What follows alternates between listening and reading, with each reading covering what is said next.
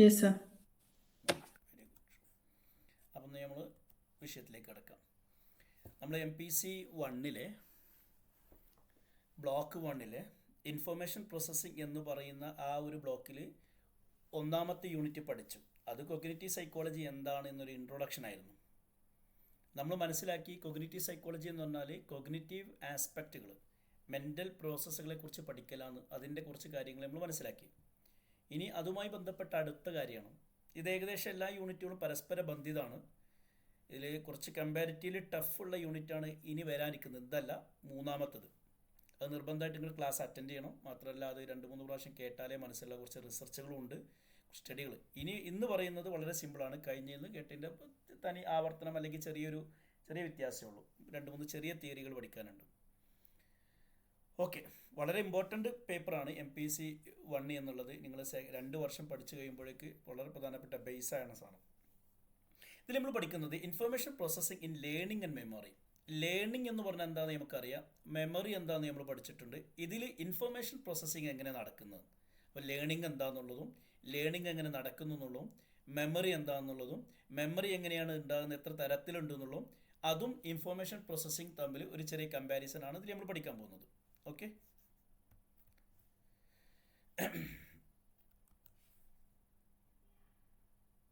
Okay. ഈ ഒരു unit പഠിച്ചു കഴിയുമ്പോൾ, അല്ലെങ്കിൽ ഇതിലൂടെ നമ്മൾ പഠിക്കുന്നത് ഹ്യൂമൻ മൈൻഡ് എന്ന് പറഞ്ഞാൽ എന്താണെന്നും അതിലെങ്ങനെ ഈ എൻകോഡിങ് നടക്കുന്നു, മൈൻഡിൽ എങ്ങനെയാണ് സ്റ്റോറിങ് നടക്കുന്നത്, അതിനെ വീണ്ടും റിട്രീവ് ചെയ്യുന്നത് എങ്ങനെയാണ്, അഥവാ മെമ്മറി എങ്ങനെ ഉണ്ടാകുന്നതെന്നുള്ളൂ. അങ്ങനെ പറഞ്ഞാൽ ലേണിംഗ് എന്താണെന്നുള്ളതും മെമ്മറി എന്താണെന്നുള്ള ഡെഫിനിഷനായിട്ട് നമ്മൾ പഠിക്കും. മെമ്മറി എത്ര തരത്തിലുണ്ടെന്ന് പഠിക്കും. പിന്നെ ഇൻഫോർമേഷൻ കൊഗ്നിറ്റീവ് ഇൻഫോർമേഷൻ പ്രോസസ്സിംഗ് എന്ന് പറഞ്ഞാൽ ആ കോൺസെപ്റ്റ് കൊണ്ട് എന്താണ് ഉദ്ദേശിക്കുന്നത് എന്നുള്ളതും, ഈ ഇൻഫോർമേഷൻ പ്രോസസ്സിംഗ് എന്ന കോൺസെപ്റ്റ് മനസ്സിലാക്കി കഴിഞ്ഞാൽ അതുമായി ബന്ധപ്പെട്ട എത്ര 3 തിയറികൾ നമുക്ക് പഠിക്കാൻ പറ്റും. ഇതൊക്കെയാണ് ഈ യൂണിറ്റിലൂടെ ഉള്ളത്. വളരെ സിമ്പിൾ. അവസാനത്തെ 2 കാര്യങ്ങളാണ് ഇതിൽ പുതുതായിട്ട് പഠിക്കാനുള്ളത്. അഥവാ ഈ യൂണിറ്റുകൾ മെറ്റീരിയൽ നോക്കിക്കഴിഞ്ഞാൽ എങ്ങനെയൊക്കെ കാണാൻ പറ്റും. ലേണിംഗ് മെമ്മറി എന്നുള്ള കാര്യമായിട്ട് കഴിഞ്ഞ് പഠിച്ചു തന്നെയാണ്. കൊഗ്നിറ്റീവ് ഇൻഫോർമേഷൻ പ്രോസസ്സിംഗ് എന്ന് പറഞ്ഞാൽ എന്താണെന്നുള്ളതും ആ കോൺസെപ്റ്റ് മനസ്സിലാക്കുമ്പോൾ അതുമായി ബന്ധപ്പെട്ട പ്രധാനപ്പെട്ട 3 പ്രിൻസിപ്പിൾസ് എന്താണെന്നുള്ളതും ഇതിലുള്ള കുറച്ച് തിയറീസും ഇതാണ് നമുക്കിതിൽ പഠിക്കാനുള്ളത്.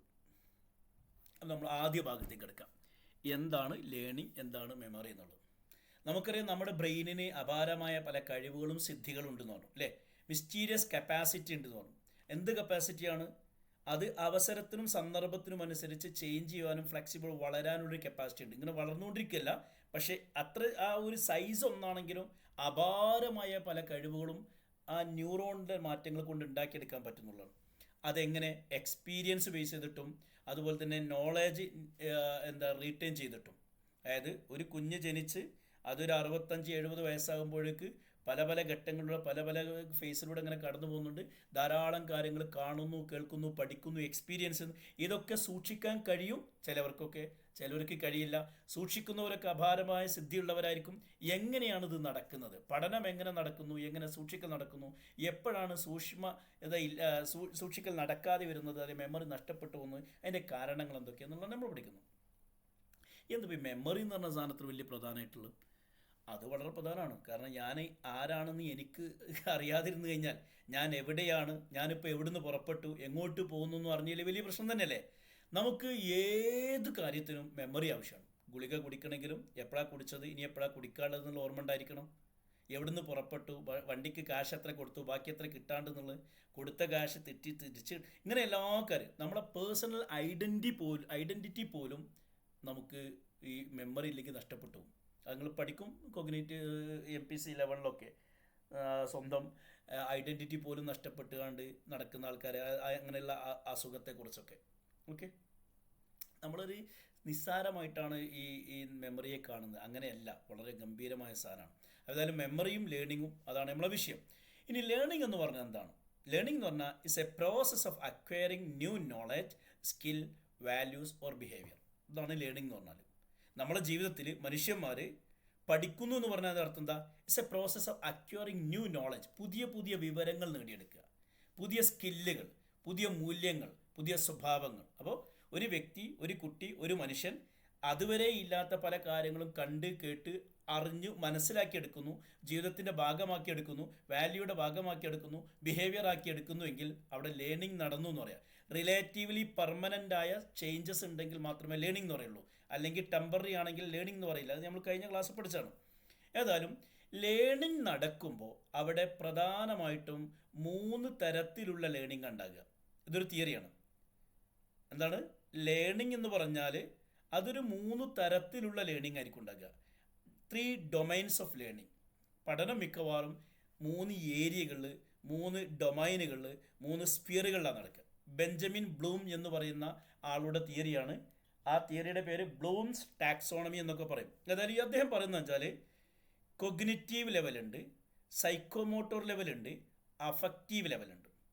ഒരു കാര്യം നമ്മൾ പഠിച്ചെടുക്കുമ്പോൾ, ഒരു കുഞ്ഞ് പഠിച്ചെടുക്കുമ്പോൾ, മനുഷ്യൻ പഠിച്ചെടുക്കുമ്പോൾ അതിൻ്റെ പഠനത്തിന് കൊഗ്നിറ്റീവ് ആസ്പെക്റ്റ് ഉണ്ട്, സൈക്കോമോട്ടോർ ആസ്പെക്റ്റ് ഉണ്ട്, അഫക്റ്റീവ് ആസ്പെക്റ്റ് ഉണ്ട്. 3 തരത്തിലാണ് ഇതിന് പഠനം നടക്കുന്നത്. കൊഗ്നിറ്റീവ് എന്ന് പറയുമ്പോൾ മെൻ്റൽ. ഉദാഹരണം, നമ്മൾ ചിന്തിക്കാൻ പഠിക്കുന്നു അല്ലേ, ക്വസ്റ്റ്യൻ അനലൈസ് ചെയ്യാൻ പഠിക്കുന്നു, ആൻസർ ചെയ്യാൻ പഠിക്കുന്നു, കാൽക്കുലേഷൻ പഠിക്കുന്നു. ബസ്സിൽ കയറിയിട്ട് കാശ് കൊടുത്ത് 10 രൂപ കൊടുത്തിട്ട് 4 രൂപേൻ്റെ ടിക്കറ്റ് എടുത്ത് ബാക്കി 6 കിട്ടണം എന്നുള്ള ഇങ്ങനെ പ്രോബ്ലം സോൾവിങ്, ക്രിറ്റിക്കൽ തിങ്കിങ്, ഇങ്ങനെയുള്ള കൊഗ്നിറ്റീവായ കാര്യങ്ങൾ ഇത് നമ്മുടെ പഠനത്തിൻ്റെ ഭാഗമാണ്. ഏത് കാര്യം പഠിക്കുമ്പോൾ അതിൻ്റെ ഒരു ഓർമ്മ, ചിന്ത, ആലോചന, റീസണിങ് എന്നോ പറഞ്ഞൊരു ആസ്പെക്റ്റ് ഉണ്ട്, മെൻ്റൽ ആസ്പെക്റ്റ് ഉണ്ട്. എന്നാൽ പഠനത്തിൽ തന്നെ മറ്റൊരു ആസ്പെക്റ്റ് കാണാം, ഫിസിക്കൽ ആസ്പെക്റ്റ്. അപ്പോൾ ഓടാൻ പഠിക്കുന്നു, ചാടാൻ പഠിക്കുന്നു, ഡാൻസ് ചെയ്യാൻ പഠിക്കുന്നു, ഫുട്ബോൾ കളിക്കാൻ പഠിക്കുന്നു, അല്ലേ? അപ്പോൾ നമ്മുടെ ശരീരം കൊണ്ട് അധ്വാനിക്കുന്ന ചില സ്കില്ലുകൾ. അപ്പോൾ ഇൻ്റലക്ച്വൽ ആയിട്ടുള്ള ഒരു ആസ്പെക്റ്റ് ഉണ്ട്, കൊഗ്നിറ്റീവ് ഭാഗം. അതേസമയം നമ്മുടെ ഫിസിക്ക്, നമ്മുടെ ശരീരത്തിന്, നമ്മുടെ മസിലുകൾക്ക്, നമ്മുടെ അവയവങ്ങൾക്ക് സൈക്കോ മോട്ടോർ എന്ന് പറയും. ശരീരവും മനസ്സും ഒരുമിച്ച് പ്രവർത്തിക്കേണ്ട ഒരു മേഖലയുണ്ട്. അതോടുകൂടെ തന്നെ നമ്മുടെ മൈൻഡുമായി അതിനപ്പുറത്തേക്ക് നമ്മുടെ ഇമോഷനും ഫീലിങ്ങും വാല്യൂമായി കണക്ട് ഒരു ആസ്പെക്റ്റ് ഉണ്ട്, അഫക്റ്റീവ്. അപ്പോൾ ഏതൊരു പഠനമാണെങ്കിലും അതിൽ 3 തലത്തിൽ അതിൻ്റെ കണക്ഷൻ ഉണ്ടാവും. അപ്പോൾ നമ്മൾ ഇൻ്റലക്ച്വലി മനസ്സിലാക്കണം, സൈക്കോമോട്ടോർലി മനസ്സിലാക്കണം, അഫക്റ്റീവ്ലി അതിനെ മനസ്സിലാക്കണം, അല്ലെങ്കിൽ അഫക്റ്റീവ്ലി അതിന് മനസ്സിലാക്കലുണ്ടാകും. ഉദാഹരണം, ഒരാൾ ചെസ്സ് കളിക്കുക എന്ന് വിചാരിക്കുക. ചെസ്സ് കളിക്കണമെങ്കിൽ, ചെസ്സ് മനസ്സിലാക്കണമെങ്കിൽ, ചെസ്സ് പഠിക്കണമെങ്കിൽ അതിന് കുറേ ചിന്തിക്കാനില്ലേ? ഇതിനങ്ങോട്ട് വെച്ച് കഴിഞ്ഞാൽ എന്ത് സംഭവിക്കും, ഇതിങ്ങനെ പോയിട്ട് അതിനെ വെട്ടിയിട്ട് അങ്ങോട്ട് പോയി, ഇങ്ങനെ പോയിട്ട് അങ്ങനെ അങ്ങനെ അങ്ങനെ അങ്ങനെ കുറേ ചിന്തിക്കാനുണ്ട്. ഓരോ മൂവ്മെൻറ്റിൻ്റെ മുമ്പ് നമ്മൾ കുറേ ചിന്തിക്കും. ഇങ്ങനെ എടുത്തു കഴിഞ്ഞാൽ എന്തെല്ലാം സാധ്യതകളുണ്ട്. കുതിരയാണെങ്കിൽ അത് എല്ല് രൂപത്തിലാണ് പോവുക, ഇങ്ങനെ പോയി അവിടെ വെത്തും, അവിടെ നിന്ന് ഇങ്ങോട്ട് ഇങ്ങനെ അത് എടുക്കുമ്പോഴേക്കും മറ്റേ ആൾ വന്ന് വെട്ടാൻ സാധ്യത, ഇങ്ങനെ കുറേ ചിന്തിക്കാനുണ്ട്. അതോടുകൂടെ തന്നെ കുതിര പോകണമെങ്കിൽ എല്ല് രൂപത്തിൽ ചലിപ്പിക്കണമെങ്കിൽ കൈകൊണ്ട് ചലിക്കണം അല്ലേ? അപ്പോൾ ഒരു സൈക്കോ മോട്ടോർ. അതോടുകൂടെ കളി തുടങ്ങി കുറച്ച് കഴിഞ്ഞപ്പോൾ ഇത് ഭ്രാന്തായി പോകും, അഫക്റ്റീവ്, അതിനോട് ഭയങ്കര ഭ്രമമാവും. അപ്പോൾ ഏത് വിഷയവും പഠിക്കുമ്പോൾ, സൈക്കോളജി പഠിക്കുക എന്നുള്ളത് കുറേ തിയറി പഠിക്കാനുണ്ട്, ഇതിനു വേണ്ടിയിട്ട് അവിടെ ഇവിടെയൊക്കെ പോവേണ്ടതുണ്ട്. അതോടൊപ്പം ഇതിനോടൊരു പ്രേമം അല്ലെങ്കിൽ സ്നേഹം കൂടി വരും. അപ്പോൾ ഏത് ഭാഗവും നമ്മൾ പഠിച്ചെടുക്കുമ്പോൾ അതിൻ്റെ കൊഗ്നിറ്റീവ് ആസ്പെക്റ്റും സൈക്കോമോട്ടർ ആസ്പെക്റ്റും അഫക്റ്റീവ് ആസ്പെക്റ്റും ഉണ്ട് എന്നാണ് ബെഞ്ചമിൻ ബ്ലൂം എന്ന് പറയുന്ന ആൾ പറയുന്നത്. അതായത് 3 ഡൊമൈൻസ് ഓഫ് ലേണിംഗ്. ഒരു പോയിൻ്റാണ് കേട്ടോ. അപ്പോൾ ലേണിങ്ങിനെ കുറിച്ച് ജസ്റ്റ് ഒന്ന് ചർച്ച ചെയ്തു. ഇനി നമ്മൾ മെമ്മറിക്ക് വരാം. മെമ്മറി എന്ന് പറയുന്നത് എന്താണ്? It's an ability to store and recall. പഠിക്കുന്ന കാര്യങ്ങൾ ബ്രെയിനിൽ, തലച്ചോറിൻ്റെ അവിടെ ഇവിടെയൊക്കെ കൊണ്ടേ വെച്ച് സൂക്ഷിക്കുകയും ആവശ്യം ഉണ്ടാകുന്ന സമയത്ത് തിരിച്ചെടുക്കാനും കഴിയുന്ന കപ്പാസിറ്റിയെ മെമ്മറി എന്ന് പറയും. പലപ്പോഴും നമ്മൾ പലതും പഠിക്കും, പക്ഷേ പിറ്റേന്ന് ഓർമ്മ ഉണ്ടാവില്ല. ഫോർഗോട്ട്. അതിൻ്റെ ഫോർഗെറ്റിംഗ് എന്ന് പറയും, ഇനെബിലിറ്റിയാണ്. ഇങ്ങനെ തിരിച്ചെടുക്കാൻ കഴിയുന്നുവെങ്കിൽ, ആ കപ്പാസിറ്റി ഉണ്ട് എങ്കിൽ അതിനെ മെമ്മറി എന്ന് പറയും. അപ്പോൾ നമ്മുടെ ജീവിതത്തിൽ ഉടനീളം അല്ലെങ്കിൽ കുറച്ച് കാലത്തെങ്കിലും അല്ലെങ്കിൽ ഒരു നിമിഷങ്ങൾ ഓർക്കുമ്പോൾ അത് ഇങ്ങനെ ഇങ്ങനെ പഠിക്കാൻ നോക്കും. അപ്പോൾ ഈ പഠനം എന്നുള്ളത് മെമ്മറിയിൽ നിന്നും, മെമ്മറിയെ പഠനത്തിൽ നിന്നും നമുക്ക് വേർതിരിക്കാൻ പറ്റില്ല. പഠിച്ച് സൂക്ഷിച്ച് മെമ്മറി കൂടി വരുന്നു. അപ്പോൾ കൂടുതൽ പഠിക്കുമ്പോൾ മെമ്മറി കൂടിക്കൊണ്ടിരിക്കും. അതാണ് മെമ്മറി ഇല്ലാതെ പഠനമില്ല, പഠനമില്ലാതെ മെമ്മറി ഇല്ല. ഇതങ്ങോട്ടും അതിങ്ങോട്ടും പരസ്പരം. നമ്മൾ പറഞ്ഞ മെമ്മറി എന്നുള്ളത് 3 തരത്തിൽ തിരിക്കാം. 3 തരത്തിലാണ് പ്രധാനമായിട്ടും ഈ മെമ്മറിയുടെ സ്റ്റോറേജ് സിസ്റ്റം കാണുന്നത്. 1 sensory memory, 2 short time memory, 3 long time memory. ഇതിൻ്റെ ഡീറ്റെയിൽ ആയിട്ട് നമുക്ക് പിന്നെ പഠിക്കേണ്ടതുകൊണ്ട് ഡീറ്റെയിൽ ഞാൻ പറയുന്നില്ല. അപ്പോൾ സെൻസറി മെമ്മറി എന്ന് പറഞ്ഞാൽ എൻ്റെ കണ്ണുകൊണ്ട് കണ്ട, ചെവി കൊണ്ട് കേട്ട, അല്ലെങ്കിൽ എൻ്റെ പഞ്ചേന്ദ്രിയങ്ങൾ കൊണ്ട് മനസ്സിലായ സാധനം തൽക്കാലം കുറച്ച് നേരം, സെക്കൻഡുകൾ മാത്രം എൻ്റെ മൈൻഡിൽ, എൻ്റെ ശ്രദ്ധയിൽ, എൻ്റെ ഓർമ്മയിൽ ഉണ്ടാകുന്നു. അതിന് ഇപ്പോൾ ഉദാഹരണം, നമ്മളൊരു കാര്യം ഉപയോഗിക്കുമ്പോൾ OTP വന്നാൽ, അല്ലെങ്കിൽ ഒരാൾ വിളിച്ചു അപ്പോൾ നമ്പർ ഇങ്ങനെ എഴുതി വെച്ചു, പിന്നെ അത് ഓർമ്മ ഉണ്ടാവില്ല, അത് പിന്നെ മറന്നു അല്ലേ. വേറെ സുഹൃത്തിന് വിളിക്കണമെങ്കിൽ അവൻ പറയാം, നമ്പർ പറയും, ആ ഓക്കെ 86 38 48, എന്നിട്ട് നമ്മൾ ടൈം കോൾ ചെയ്യുന്നു, അത് മറന്നു, ആ നമ്പർ മറന്നു എഴുതി വെച്ചില്ലെങ്കിൽ അല്ലേ. അങ്ങനെ തൽക്കാലം കണ്ടത്, കേട്ടത്, സ്പർശിച്ചത് അല്ലെങ്കിൽ മണത്തത്, അനുഭവിച്ചത്, ആ ഒരു നിമിഷാർദ്ധം കുറച്ച് നേരം ഓർക്കുന്നതിനെ നമ്മൾ സെൻസറി എന്ന് പറയും. ആ കേട്ട സാധനം, ആ കണ്ട സാധനം അല്ലെങ്കിൽ അനുഭവിച്ച സാധനം, ടച്ച് ചെയ്തതോ ഫീൽ ചെയ്തോ അങ്ങനെയുള്ള സാധനം കുറച്ച് ശ്രദ്ധ കൊടുക്കുകയാണെങ്കിൽ, ഒന്നുകൂടി അതിലേക്ക് ഫോക്കസ് ചെയ്യുകയാണെങ്കിൽ, ഒന്നിങ്ങനെ നിരീക്ഷിക്കുകയാണെങ്കിൽ, ഒന്ന് അറ്റൻഷൻ കൊടുക്കുകയാണെങ്കിൽ എന്താവും, കുറച്ചും കൂടി ഒരു 20 സെക്കൻഡൊക്കെ, അരമിനിറ്റൊക്കെ നിൽക്കും.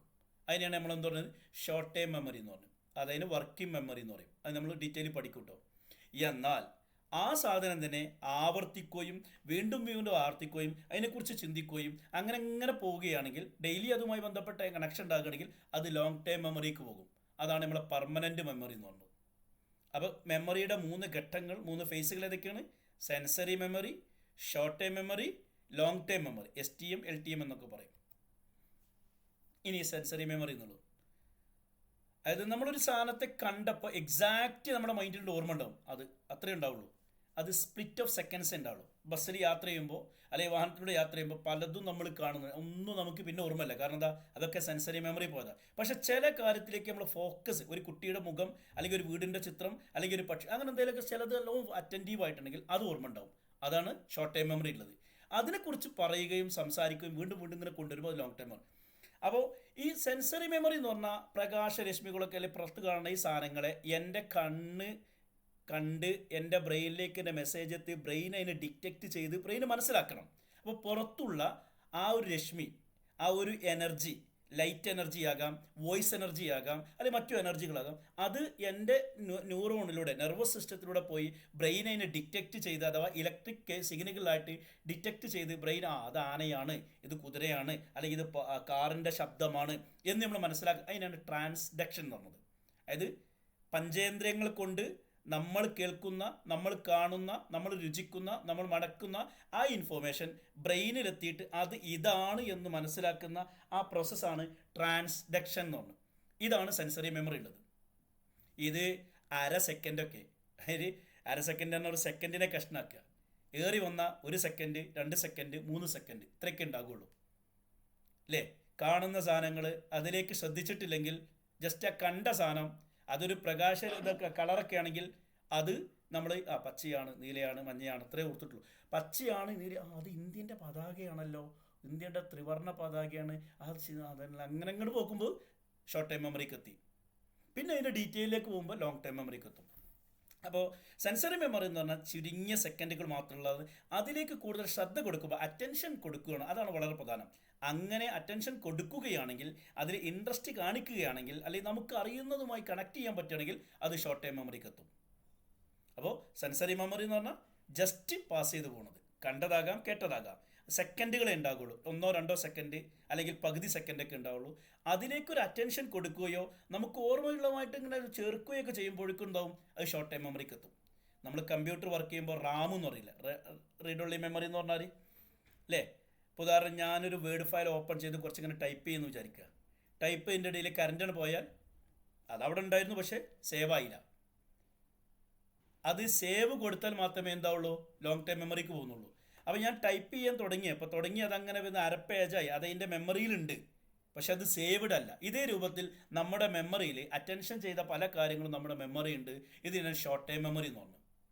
അപ്പോൾ സെൻസറി മെമ്മറിയുള്ള സാധനം ചെറുതായിട്ട് അറ്റൻഷൻ കൊടുക്കുകയോ ചെറുതായിട്ട് അതിനെക്കുറിച്ച് ആലോചിക്കുകയോ അതിലേക്കൊരു ഇൻട്രസ്റ്റ് കാണിക്കുകയോ ചെയ്തു കഴിഞ്ഞാൽ അത് ഷോർട്ട് ടൈം മെമ്മറിയിലുണ്ടാവും. ഈ ഷോർട്ട് ടൈം മെമ്മറി എന്ന് പറഞ്ഞാൽ സെക്കൻഡ് ഫേസ് ആണ്.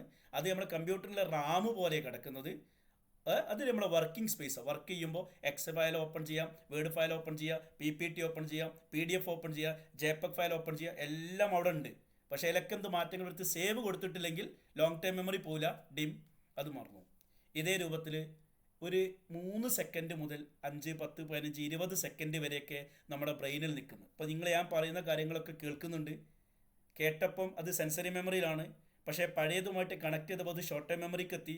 വീണ്ടും അത് ആവർത്തിക്കുകയാണെങ്കിൽ മാത്രമേ എന്ത് ചെയ്യുള്ളൂ, ലോങ് ടൈം മെമ്മറി പോകുള്ളൂ, ഇല്ലെങ്കിൽ മറന്നു. ഇന്ന് പറഞ്ഞൊക്കെ നാളെ മറക്കും. ഓക്കെ. അപ്പോൾ 20 സെക്കൻഡ് വരെയൊക്കെ നമ്മുടെ ശ്രദ്ധയിൽ നിൽക്കുന്ന, കണ്ടതും കേട്ടതും നമ്മുടെ ബ്രെയിനിലേക്ക് വന്ന് അതിങ്ങനെ നിൽക്കുന്ന ആ സമയത്തിന് വർക്കിംഗ് മെമ്മറി എന്ന് പറയും, ഷോർട്ട് ടൈം മെമ്മറി എന്ന് പറയും. ഈ ഒരു മേഖലയിൽ മില്ലർ എന്ന് പറയുന്ന ഒരു സൈക്കോളജിസ്റ്റ് ഒരു പഠനം നടത്തി റിസർച്ച് നടത്തിയിട്ട് അദ്ദേഹം കണ്ടെത്തിയത് വെച്ചാൽ പൊതുവെ സാധാരണഗതിയിൽ നമ്മുടെ വർക്കിംഗ് മെമ്മറിയിൽ അഥവാ സാധാരണഗതിയിൽ ഷോർട്ട് ടൈം മെമ്മറിയിൽ ഒരു 5 മുതൽ 7 കാര്യങ്ങളൊക്കെ 7 വിഷയങ്ങളൊക്കെ നമുക്ക് ഓർക്കാൻ പറ്റുള്ളൂ. അങ്ങനെ പറഞ്ഞാൽ 5 അക്കം 6 അക്കം 8 അക്കം. സോറി, എന്തിൽ പറഞ്ഞോ?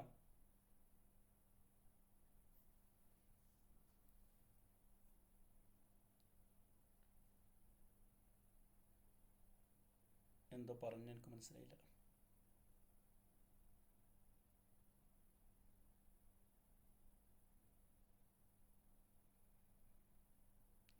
ക്ലാസ് കണ്ടിന്യൂ ആയിട്ട് എന്തെങ്കിലും പറഞ്ഞോ നിങ്ങൾ? എനിക്കൊന്നും മനസ്സിലായില്ല.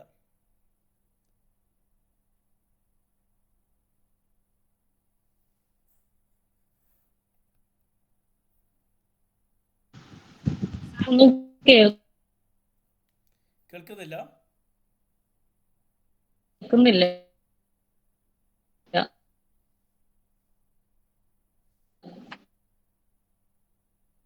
എന്താണ് സംഭവിച്ചത്? നെറ്റ് കട്ടായോ?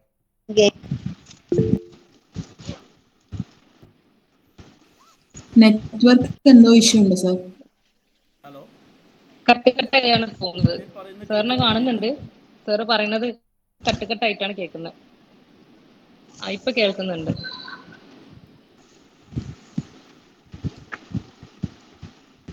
ഹലോ,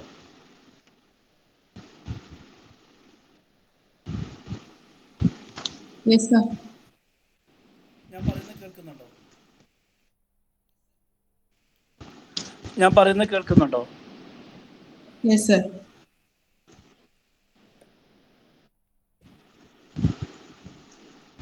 ഹലോ, ഹലോ, കേൾക്കുന്നുണ്ട് സാർ. കേൾക്കുന്നുണ്ട്. നെറ്റിലെന്തോ കുഴപ്പമൊന്നായിരിക്കും. ഒരു മിനിറ്റ്.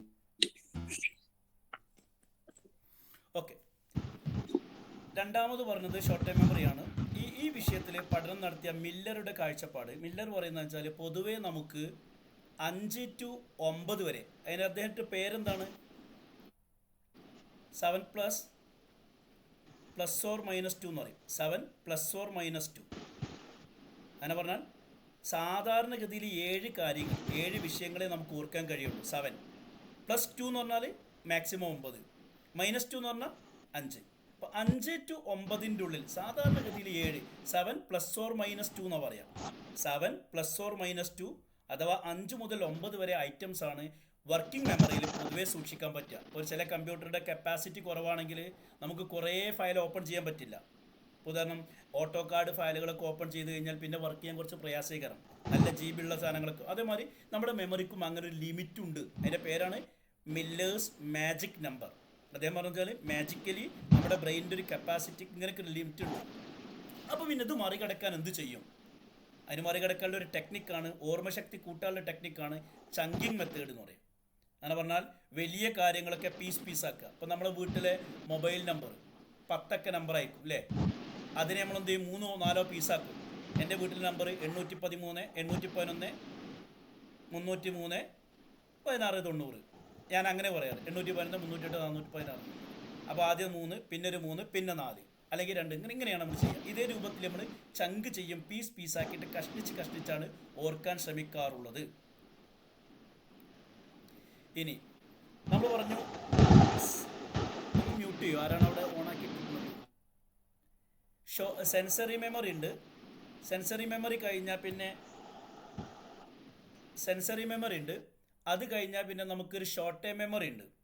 ഈ ഷോർട്ട് ടൈം മെമ്മറിയുടെ മറ്റൊരു പേരാണ് വർക്കിംഗ് മെമ്മറി എന്നുള്ളത്. അതായത് ബ്രെയിന് കാര്യങ്ങൾ പ്രോസസ്സ് ചെയ്തുകൊണ്ടിരിക്കുന്ന മെമ്മറി അല്ലേ?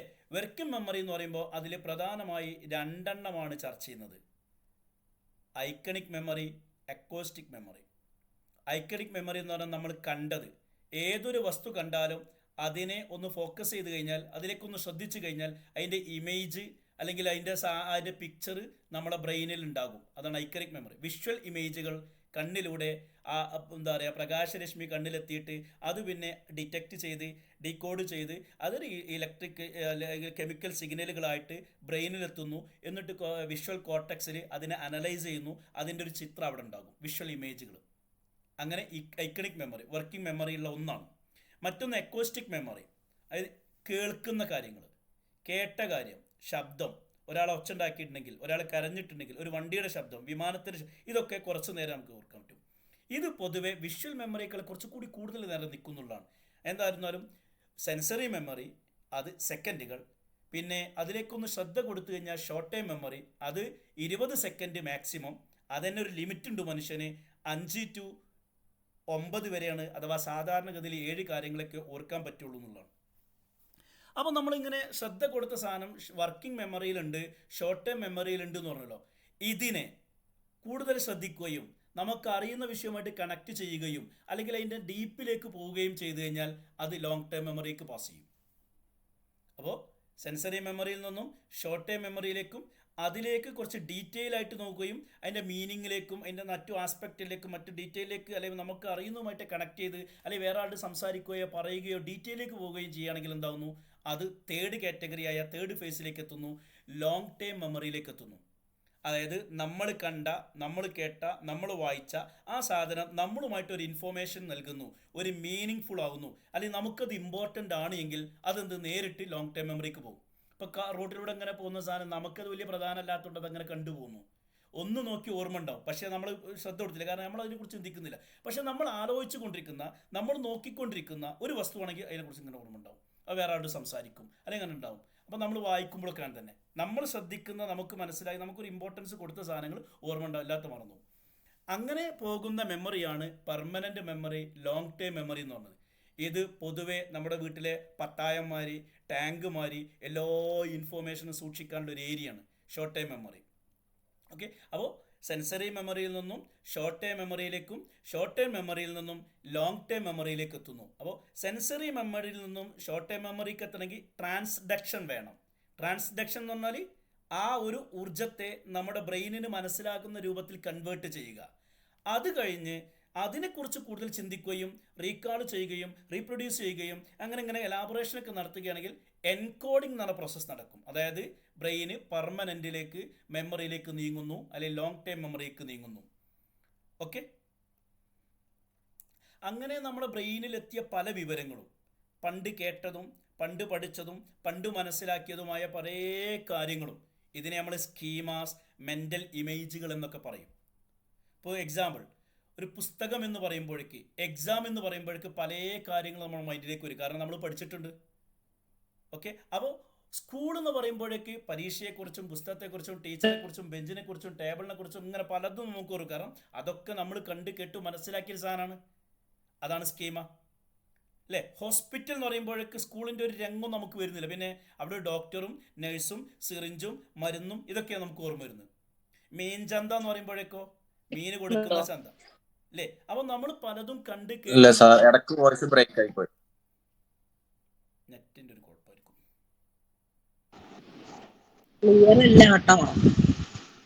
ഹലോ, കേൾക്കുന്നില്ല. എന്താ ചെയ്യാ? ഇപ്പൊ കേൾക്കുന്നുണ്ട്, ഇപ്പൊ ക്ലിയർ ഉണ്ട് സാർ. ഓക്കെ, നേരത്തെ ഇടക്കൊന്ന് ബ്രേക്ക് ആയി പോയി. റൂമിലെ ഈ സമയത്ത് എല്ലാവരും നെറ്റ് ഉപയോഗിക്കുന്നതെന്ന് തോന്നുന്നു. ഞാൻ എൻ്റെ മൊബൈലിൽ ഓണാക്കി കഴിഞ്ഞാൽ ശരിയാവും, പക്ഷേ എക്കോ വരും. നിങ്ങൾ പിന്നീട് ക്ലാസ് കേൾക്കുമ്പോൾ എക്കോ ഉണ്ടാവും, അതുകൊണ്ടാണ് ഞാൻ കയറാത്തത്. ഓക്കെ, സോറി, ഞാൻ പറഞ്ഞുതരാം. ഷോർട്ട് ടൈം സെൻസറി മെമ്മറിയിൽ നിന്നും ശ്രദ്ധിക്കുമ്പോൾ, അറ്റൻഷൻ കൊടുക്കുമ്പോൾ ഷോർട്ട് ടൈം മെമ്മറിയിലെത്തും. അത് മാക്സിമം 20 സെക്കൻഡ് വരെ ഉണ്ടാവുള്ളൂ. അവിടെ ഒരു മീനിങ് ഫുൾ ആണ് എങ്കിൽ, നമുക്കത് ഇമ്പോർട്ടൻ്റ് ആണ് എങ്കിൽ, അതിനെക്കുറിച്ച് നമ്മൾ ചിന്തിക്കുകയാണെങ്കിൽ, അഥവാ ഒരു റിഹേഴ്സലും റിപ്പീറ്റേഷനൊക്കെ നടത്തുകയാണെങ്കിൽ എൻകോഡ് ചെയ്ത് അത് ലോങ് ടൈം മെമ്മറിക്ക് എത്തുന്നതാണ്. അങ്ങനെ ലോങ് ടൈം മെമ്മറി എത്തുന്ന സാധനങ്ങളാണ് നമ്മൾ സ്കീമാസ്, മെൻ്റൽ ഇമേജുകൾ എന്നൊക്കെ പറയുന്നത്. ചുരുക്കി പറഞ്ഞാൽ ബ്രെയിനിലെ മെമ്മറിക്ക് 3 ഘട്ടങ്ങളുണ്ട്, ബേസിക്കായ കാര്യങ്ങൾ. അപ്പോൾ നമ്മൾ ലേണിംഗ് എന്താണെന്ന് പഠിച്ചു, മെമ്മറി എന്താണെന്ന് പഠിച്ചു, മെമ്മറിയുടെ മിനിയേച്ചർ രൂപം നമ്മൾ പഠിച്ചു. 3 ഫേസുകളുണ്ട്, അല്ലെങ്കിൽ 3 തരത്തിലുണ്ട്. ഇനി നമ്മൾ ഇൻഫോർമേഷൻ പ്രോസസ്സിങ്, ഈ ചാപ്റ്ററിലെ പ്രധാനപ്പെട്ട ഭാഗത്തേക്ക് പോകണം. എന്താണ് ഇൻഫോർമേഷൻ പ്രോസസ്സിങ് എന്ന് പറഞ്ഞാൽ? നമുക്കറിയാം, കമ്പ്യൂട്ടറിൻ്റെ കാലം വന്നു അല്ലേ, ഇൻഫോർമേഷൻ ടെക്നോളജി ICTയുടെ കാലമൊക്കെ വന്നപ്പോൾ നമ്മളെ ബ്രെയിനും കമ്പ്യൂട്ടറും എങ്ങനെ വർക്ക് ചെയ്യുന്നു, അല്ലെങ്കിൽ നമ്മുടെ ബ്രെയിന് വർക്ക് ചെയ്യണ മാതിരി നമുക്ക് കമ്പ്യൂട്ടറിനെ വർക്ക് ചെയ്യിപ്പിച്ചൂടെ, അല്ലെങ്കിൽ കമ്പ്യൂട്ടർ വർക്ക് ചെയ്യുന്ന രൂപത്തിൽ നമ്മുടെ ബ്രെയിനിനെ വർക്ക് ചെയ്യിപ്പിച്ചൂടെ, അങ്ങനെയൊക്കെയുള്ള കുറേ റിസർച്ചുകളൊക്കെ 1940-50 ഉണ്ടായിരുന്നു. അപ്പോൾ സൈക്കോളജിസ്റ്റ്, കൊഗ്നിറ്റീവ് സൈക്കോളജികൾ 1940-കളിലും 50-കളിലും മനുഷ്യ മനസ്സിനെക്കുറിച്ചും മനുഷ്യൻ്റെ ബ്രെയിനിനെക്കുറിച്ചും റിസർച്ച് ചെയ്തപ്പോൾ അതൊരു തുലനം ചെയ്യാൻ തുടങ്ങി. കമ്പ്യൂട്ടർ ഒരു സിമുലേഷനൊക്കെ നടത്താൻ തുടങ്ങി അല്ലേ, ഒരു മെറ്റാഫർ, കമ്പ്യൂട്ടർ പോലെയല്ല ബ്രെയിന്, അങ്ങനെ കുറച്ച് കൊണ്ടുപോയ ആ സമയത്ത് കണ്ടെത്തിയ കുറച്ച് കാര്യങ്ങളാണ്. 1940-കളിലും 50-കളിലും കണ്ടെത്തിയ കുറച്ച് കാര്യങ്ങളാണ്. അവർ പറഞ്ഞാൽ കമ്പ്യൂട്ടറിലെ എന്താ പറയുക പ്രവർത്തനങ്ങൾ എങ്ങനെയാണോ അതുപോലെ തന്നെയാണ് മനുഷ്യൻ്റെ കൊഗ്നിറ്റീവ് ആസ്പെക്റ്റുകളും. മനുഷ്യൻ കണ്ണുകൊണ്ട് കണ്ട സാധനം ബ്രെയിനിലെത്തിയിട്ട് അതിനെ പ്രോസസ്സ് ചെയ്ത് സൂക്ഷിക്കുന്നു, പിന്നെ ആവശ്യം ഉണ്ടാകുമ്പോൾ പ്രൊഡ്യൂസ് ചെയ്യുന്നു. കേട്ട സാധനം ബ്രെയിനിലെത്തി ഡിറ്റക്റ്റ് ചെയ്ത് എന്ന് സൂക്ഷിക്കും. ഇങ്ങനെ തന്നെ കമ്പ്യൂട്ടറിലും. അപ്പോൾ കമ്പ്യൂട്ടറിൽ ഒരു ഇൻപുട്ട് ഡിവൈസ് ഉണ്ട്, കീബോർഡുകളും മൗസുകളും പിന്നെ മറ്റു കാര്യങ്ങളൊക്കെ. അതെയാണ് അതിൻ്റെ ഉള്ളിൽ ഒരു സെൻട്രൽ പ്രോസസ്സിങ് യൂണിറ്റ് ഉണ്ട്, അതതിൻ്റെ ഉള്ളിൽ പ്രോസസ്സ് ചെയ്യും. എന്നിട്ട് സേവ് ചെയ്ത് കഴിഞ്ഞാൽ അത് അവിടെ ഉണ്ടാകും. ആവശ്യമുണ്ടെങ്കിൽ നമുക്ക് പ്രിൻ്റ് ആയിട്ടോ മറ്റേതൊക്കെ ആയിട്ട് നമുക്ക് എടുക്കാൻ പറ്റും അല്ലേ, പ്രൊജക്ടറിലൂടെ നമുക്ക് അതിൻ്റെ ഔട്ട്പുട്ട് കിട്ടും.